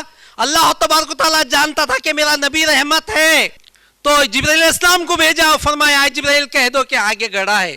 یہ ابو جہل کی سازش ہے آپ کو گڑھے میں گرانے کی، آپ فوراً واپس پلٹ جائیے۔ تو ابو جہل دیکھ رہا تھا کہ حضور صلی اللہ علیہ وسلم اب ایک قدم آگے بڑھائیں گے، لیکن جبرائیل علیہ السلام کے کہنے پر آپ واپس پلٹ جاتے ہیں۔ تو گھبراہٹ میں ابو جہل دیکھتا ہے کہ میرے سازش فیل ہو گئی، دوڑتا ہوا جاتا ہے حضور کو بلانے کے لیے اور فوراً وہی گڑھے میں گر جاتا ہے. جو گڑھا حضور کو گرانے کے لیے کھود آتا وہی گڑھے میں وہ خود گر جاتا ہے اور زخمی ہو جاتا ہے اور پھر پکارتا کس کو ہے؟ اے محمد صلی اللہ علیہ وسلم آئیے آپ مجھے گڑھے میں سے باہر نکالیے. بتاؤ کوئی ایسے نبی کوئی ایسی شخص ہے جن کے لیے گڑھے میں گرانے کی سازش رچی ہو اور اللہ نے ان کو بچا لیا. لیکن وہی ابو جہل جب گڑھے میں گرتا ہے تو وہی ہاتھ تھامنے والے ہمارے نبی کریم صلی اللہ علیہ وسلم. یہ تو رہی انسان کے لیے عالم، انسان کے لیے رحمت. اسی طرح پرندوں کے لیے بھی آپ صلی اللہ علیہ وسلم رحمت تھے، جانوروں کے لیے بھی آپ رحمت تھے، جناتوں کے لیے بھی آپ رحمت تھے. انشاءاللہ تبارک و تعالی جب کبھی ایسا موقع ملے گا تو اس موضوع پر بات کی جائے گی. تو میں اللہ تبارک و تعالیٰ سے دعا کرتا ہوں کہ اللہ تو نے جس نبی کا صدقہ ہم کو عطا کیا ہے رحمت للعالمین، اے اللہ وہ رحمت ایمان کی صورت میں ہم کو قیامت تک باقی رکھ اور آنے والی نسلوں تک جو ایک رحمت حضور صلی اللہ علیہ وسلم کے صدقے مہدویت کے صورت میں دی ہے، اے اللہ ہم سب کو مہدویت پر ثابت قدم رہنے کی توفیق عطا فرما. آمین ثم آمین یا رب العالمین وآخر دعوانا الحمدللہ رب العالمین. جناب سید یوسف میاں صاحب راسخ بڑے ہی اچھے عنوان پر بہت کچھ بولنے کا ارادہ لے کر کھڑے ہوئے. میری گزارش پر کہ اختصار سے کام لیں. بہت ہی مختصر انداز میں آپ نے رحمت للعالمین موضوع پر خطاب کیا. جزاک اللہ، آپ نے ہماری اس گزارش کو قبول کیا. ادب کی محفل ہے، پرنور محفل ہے. ذہنوں کو تازہ رکھنے کے لیے ایک نعت کا ہونا بہت ضروری ہے. میں جناب عالم خان صاحب سے گزارش کروں گا، اس وقت آپ جیسے نعت خان کی ضرورت ہے، آپ آئیے. عود کا فیضان نظر دیکھ رہے ہیں، ماؤد کا فیضان نظر دیکھ رہے ہیں، یعنی فرحاں کاز میں سفر دیکھ رہے ہیں، یعنی فرحاں کاز میں سفر دیکھ رہے ہیں، ماؤد کا فیضان نظر دیکھ رہے ہیں. ہر ایک دل ناشاد وہاں شاد ہوا ہے، اجڑا ہوا گلشن وہاں آباد ہوا ہے، مہدی کی دعاؤں کا اثر دیکھ رہے ہیں، ماؤد کا فیضان نظر دیکھ رہے ہیں. وابستہ ہے ہم فیض سے ماؤد کے ہر دم، کیا ہم کو ستائیں گے زمانے کے بھلا غم، ہر رات ڈھلی اور سحر دیکھ رہے ہیں، ماؤد کا فیضان نظر دیکھ رہے ہیں. روزے پہ جو مہدی کے گیا پا لیا رب کو، دیکھے تو ذرا کوئی اس شان طلب کو، جلوے خدا کے زندگی بھر دیکھ رہے ہیں، یعنی فرحاں کاز میں سفر دیکھ رہے ہیں، ماؤد کا ہر لمحہ کو چاہیے موعود کا صدقہ مانگا ہے یہی حق سے دعا مہدوی طبقہ اس در کے سوا اور کدھر دیکھ رہے ہیں اس در کے سوا اور کدھر دیکھ رہے ہیں یعنی فرحا کاز میں سفر دیکھ رہے ہیں موعود کا چمکا درے موعود پہ قسمت کا ستارہ نجمی کے لیے مہدی حق کا ہے سہارا امید کا ہر سو کا ثمر دیکھ رہے ہیں امید کا ہر سو کا ثمر دیکھ رہے ہیں یعنی فرحا کاز میں سفر دیکھ رہے ہیں موعود کا فیضان نظر دیکھ رہے ہیں.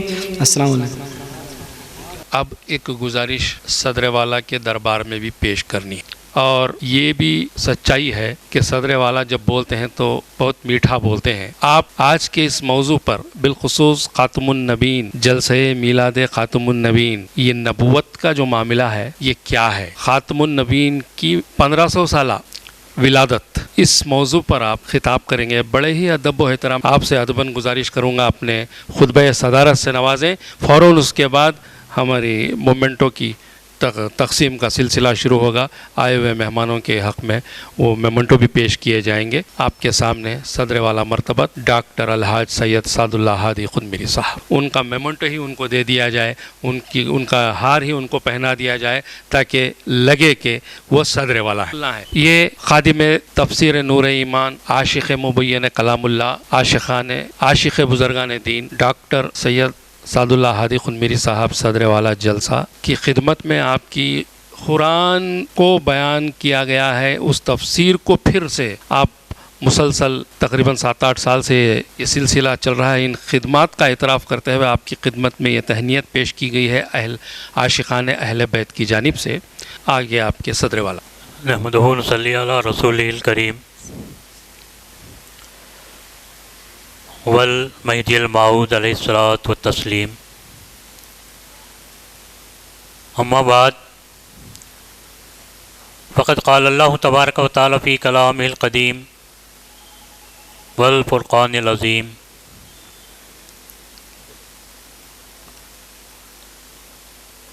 اطیعوا اللہ و اطیعوا الرسول.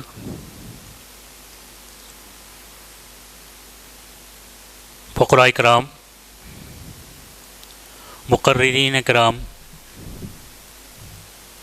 حاضرین مجلس، پردہ نشین، عزت مآب خواتین اور پیارے بچوں، آج کی یہ مجلس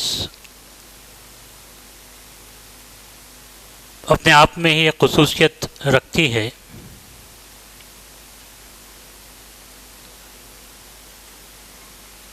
کیونکہ خاتم النبین صلی اللہ علیہ وسلم کی شان اقدس میں اس مجلس کا انعقاد ہوا.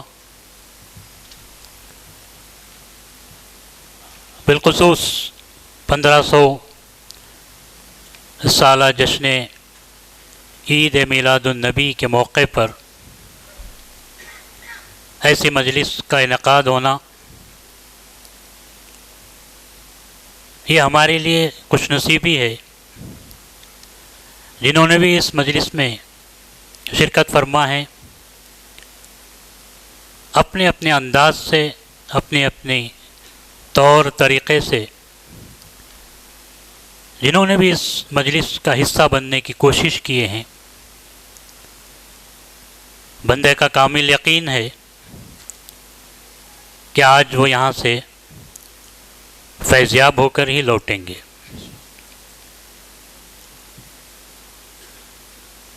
بہت ہی مختصر لیکن تین تقاریر کے تین پہلوؤں کو آپ نے سنا۔ آج کچھ بھی تبصرہ کرنے کی گنجائش نہیں ہے، میں سیدھے ایک بات آپ کے سامنے رکھنا چاہتا ہوں، وہ یہ ہے کہ سب سے پہلے اللہ تبارک و تعالیٰ کو پہچاننے کی کوشش کریں۔ اللہ نے اپنی وحدانیت کے لیے، اپنی شناخت کے لیے کئی معجزات پیش کیے ہیں، ہمارے سامنے موجود ہیں، لیکن دیکھ کر بھی انجان بن جانا، سن کر بھی ان سنی کر دینا، یہ ان نادانوں کی بات ہے۔ جب آپ غور کریں گے، یہ ایک گائے کا بچھڑا جو ابھی ابھی اس دنیا میں آیا ہے، لڑکھڑاتا ہوا زمین پر اپنے قدم رکھنے کی کوشش کرتا ہے، لیکن جیسے ہی اس نے چار پیر اس زمین پر اس نے گاڑنا شروع کر دیتا ہے، اس کا پہلا رخ ہوتا ہے ماں کی تھنوں کے پاس، وہ دوڑ کر چلا جاتا ہے۔ لیکن کبھی کسی نے غور نہیں کیے کہ اس کی غذا ماں کے پاس اس جگہ میں ہی ہے، یہ کس نے سکھایا؟ بچہ انسان کا بچہ ہے، جب اس کو کوئی تکلیف ہوتی ہے تو وہ بے ساختہ روتا ہے۔ میں پوچھتا ہوں، یہ رونا کس نے سکھایا؟ اس کو کس نے سکھایا کہ تو زمانے کو بتا دے کہ تو تکلیف میں ہے؟ اس کو کس نے سکھایا تو بتا دے کہ تجھے کچھ ضرورت بھی ہے؟ اور جب اس کی ضرورت پوری اللہ کرا دیتا ہے، ضرورت پوری اس کی ہو جاتی ہے، تو آپ دیکھتے ہیں کہ بچہ مسکراتا ہے، آپ دیکھتے ہیں کہ اس کے لبوں پہ تبسم آ جاتی ہے۔ وہ کیا کہہ رہا ہے تو بے زبان، لیکن اپنی راحت کا، اپنے سکون کا وہ اعلان کر رہا ہے مسکراہٹ کے ذریعے۔ تو یہ کس نے سکھایا اس کو کہ تو اپنی خوشی کا اعلان کر دے؟ یہ سب اللہ تبارک و تعالی کا عظیم کارنامہ ہے۔ ایسے کئی مثالیں ہیں، لیکن ان چند باتوں کو آپ غور و فکر کریں، پھر دیکھیں کہ آپ کا ایمان اللہ پر کتنا مضبوط ہو جاتا ہے۔ اللہ نے کئی پیغمبر کو بھیجا، کئی کتابوں کو نازل کیا، صحیفے بھیجے، سب کچھ اللہ نے سکھایا۔ آدم علیہ السلام کو تو اللہ نے سب کچھ سکھا دیا جو وہ جانتے بھی نہیں تھے، اللہ نے ان کو سکھایا۔ تو جب ہم کو سب چیز معلوم ہو گئی، دنیا کیا ہے، آسمان کیا ہے، قرآن آ گیا، کتاب ہے، سب معلوم ہو گیا، تو پھر یہ نبوت کیا ہے؟ کیا ہمارے لیے اللہ کافی نہیں ہے؟ کیا ہمارے لیے قرآن شریف کافی نہیں ہے؟ اس کو سمجھانے کے لیے میں ایک دو تین مثالیں آپ کے سامنے رکھتا ہوں۔ سب سے پہلی چیز ہر انسان کو اللہ تبارک و تعالیٰ نے اعضائے رئیسہ کے ساتھ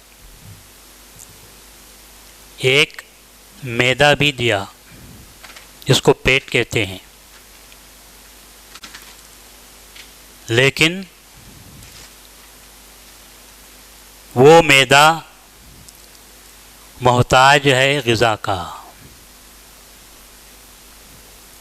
اللہ نے جسم دیا، تن دیا، کیا کافی نہیں ہے؟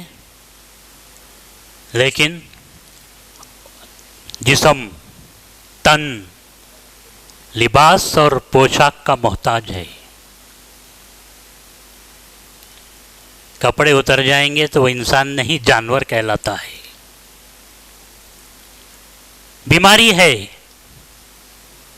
اس کے لیے علاج کی ضرورت پڑتی ہے، بیماری علاج کی محتاج ہوتی ہے، اور علاج کے لیے صرف دوا کام نہیں کرتی، علاج کے لیے دوا کے ساتھ دعا کی بھی ضرورت ہوتی ہے۔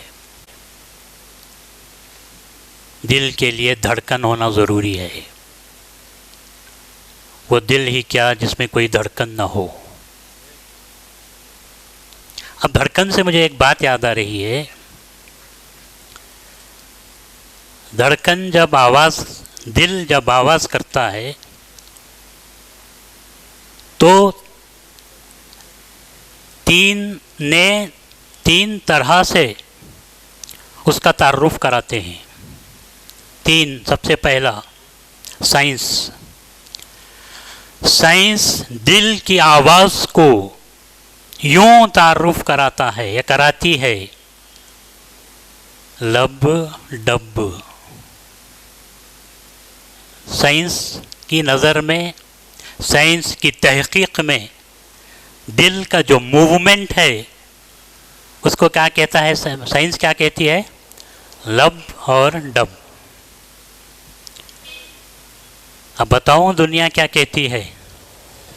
اگر یہ کہوں گا تو سارے کے سارے خوش ہو جائیں گے، تھوڑا سوئے ہوئے بھی جاگ جائیں گے۔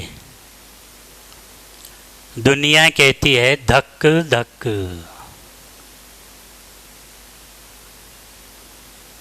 اب آیا دین کیا کہتا ہے؟ جب وہ سب اپنے اپنے اعتبار سے کہہ رہے ہیں تو دین کہتا ہے مجھے بھی تو اس کی آواز، اس کے موومنٹ کا مجھے بھی تو کچھ تعارف کرنا چاہیے۔ دین کہتا ہے رب رب۔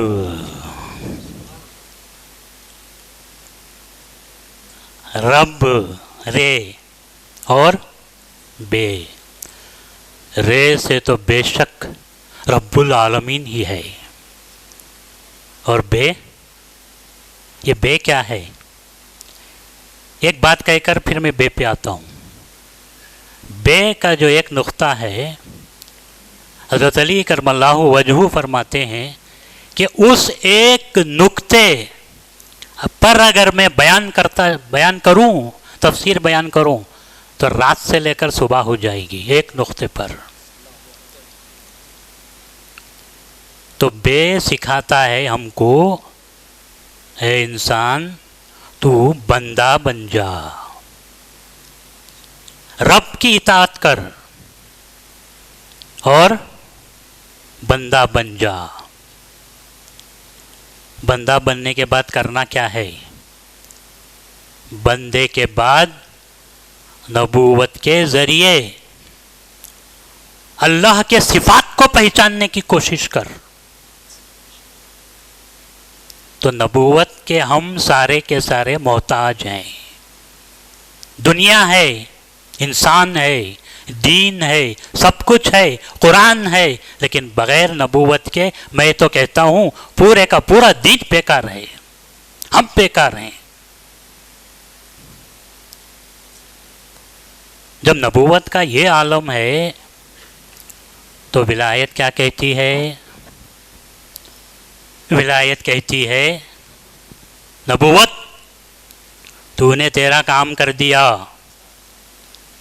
تو نے اللہ کی شناخت بتا دی، تو نے ان سب کو جوان کر دیا۔ ولایت کہتی ہے کب تک تم سیکھتے سکھاتے رہو گے؟ اب دیکھنے دکھانے کا معاملہ آ گیا ہے، اب تم دیکھنے کی کوشش کرو۔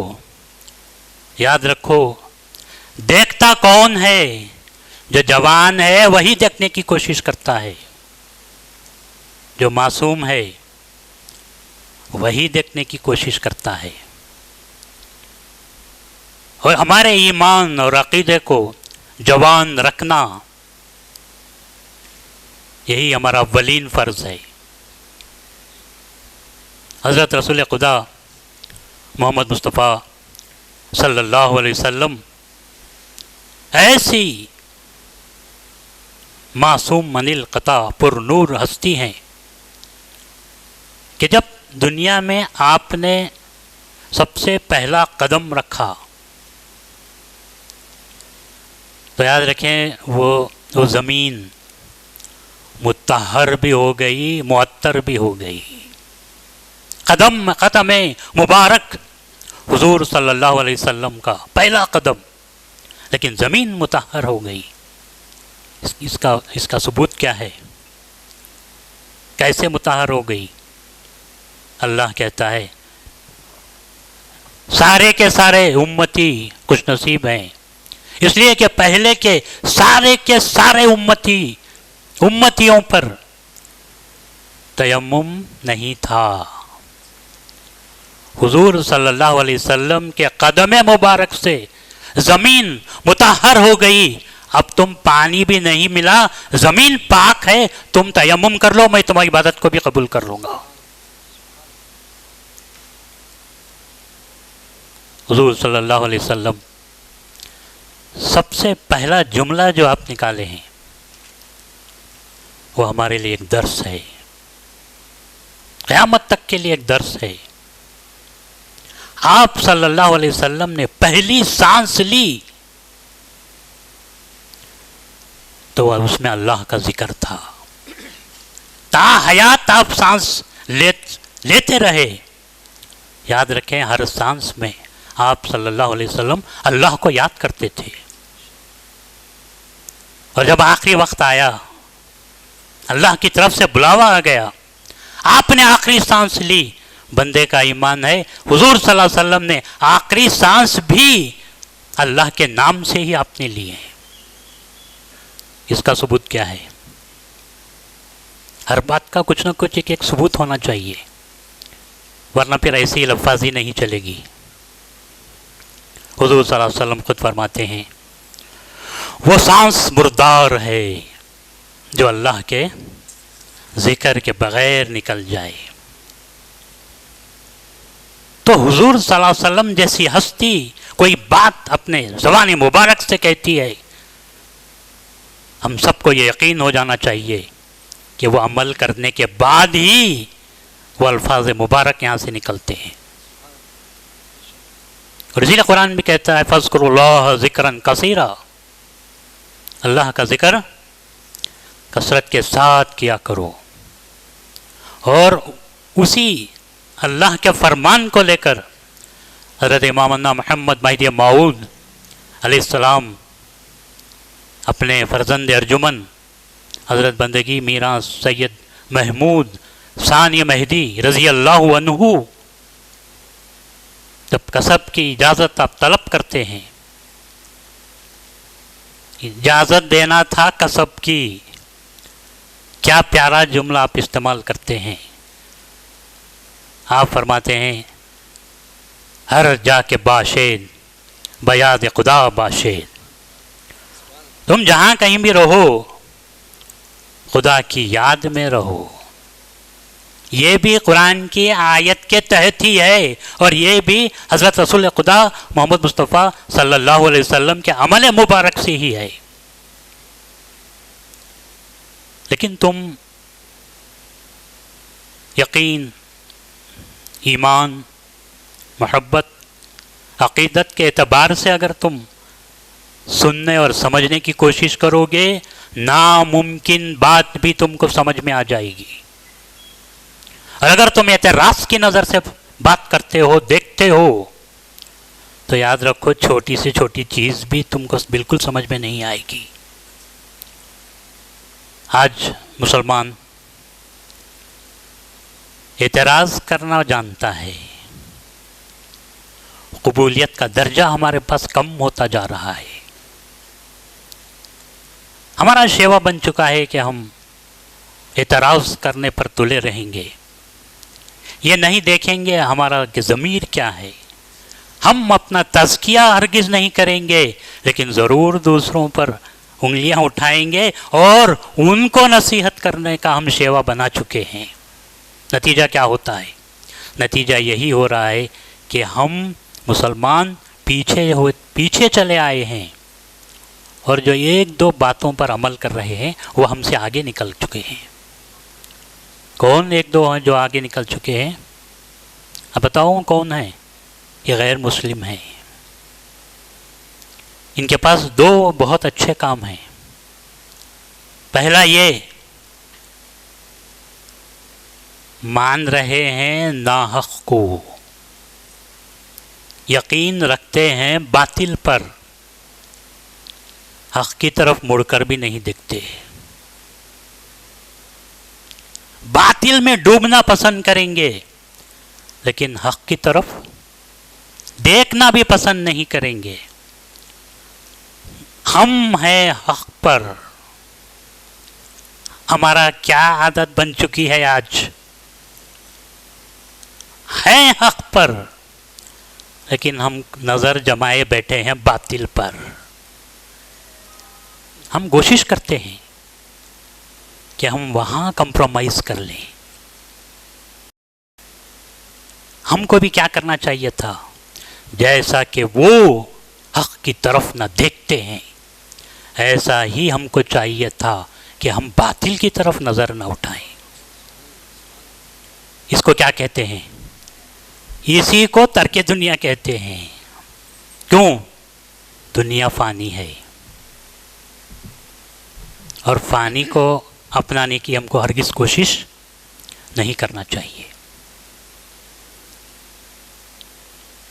हक़ पर नज़र रखना है।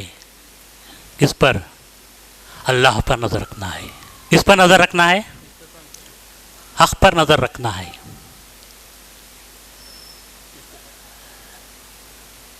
तो चंद बातें और भी थी जो मैं बताना चाह रहा था, लेकिन हालात के एतबार से मैं आज अपनी इस गुफ्तगू को यहीं पे ख़त्म करता हूँ, इस एक मैसेज के साथ कि हम कानून को हाथ में न लें, हम शरीयत को हाथ में ले लें। कानून की खिलाफ वर्जी ना करें और शरीयत की भी खिलाफ वर्जी ना करें।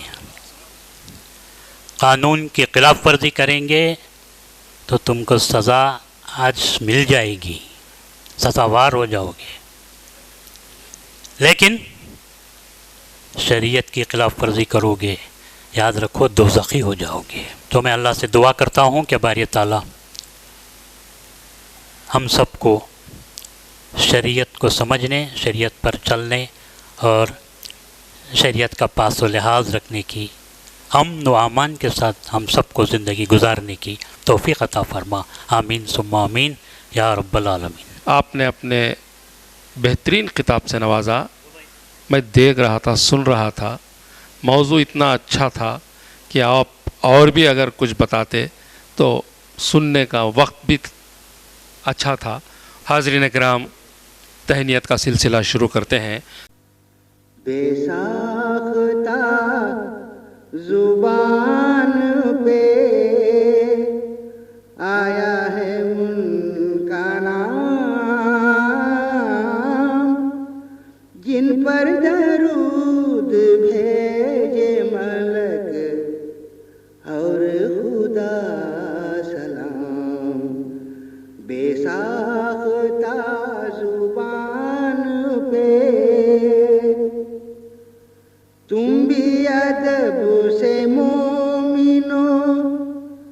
सर अपना खम करो, उस जात बेनजीर की महफिल है तुम डरो। कुरान जिनकी शान में नाजिल किया खुदा,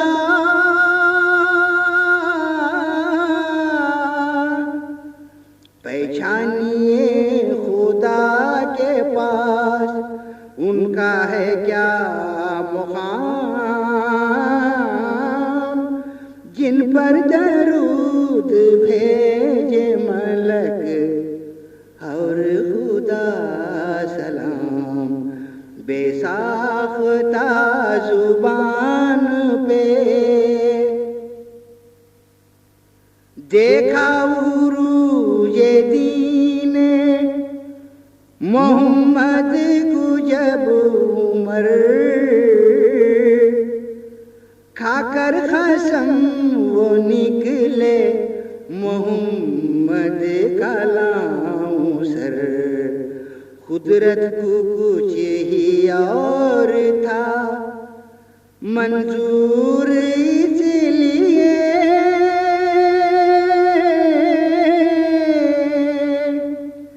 इस मुश्तइल को कर दिया दरबार का गुलाम। जिन पर दरूद भेजे मलक और खुदा सलाम, बेसाख्ता जुबान पे तकसीरे इश्क पूछिए हजरत बिलाल से, लज्जत दर्द पूछिए ज़हरा के लाल से, पूछिए दीद का मजा ख्वाजा वेद से।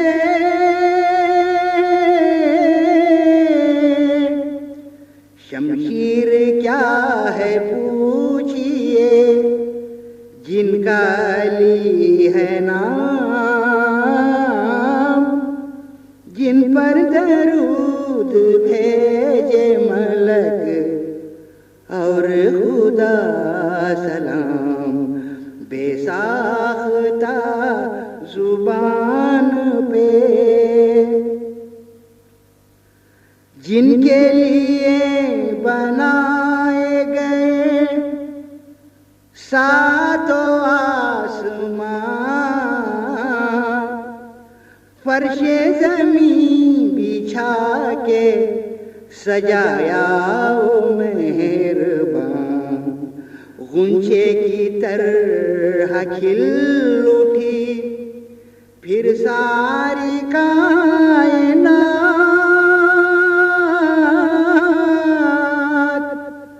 ये सब था एक उम्मी के लाने का इंतजाम।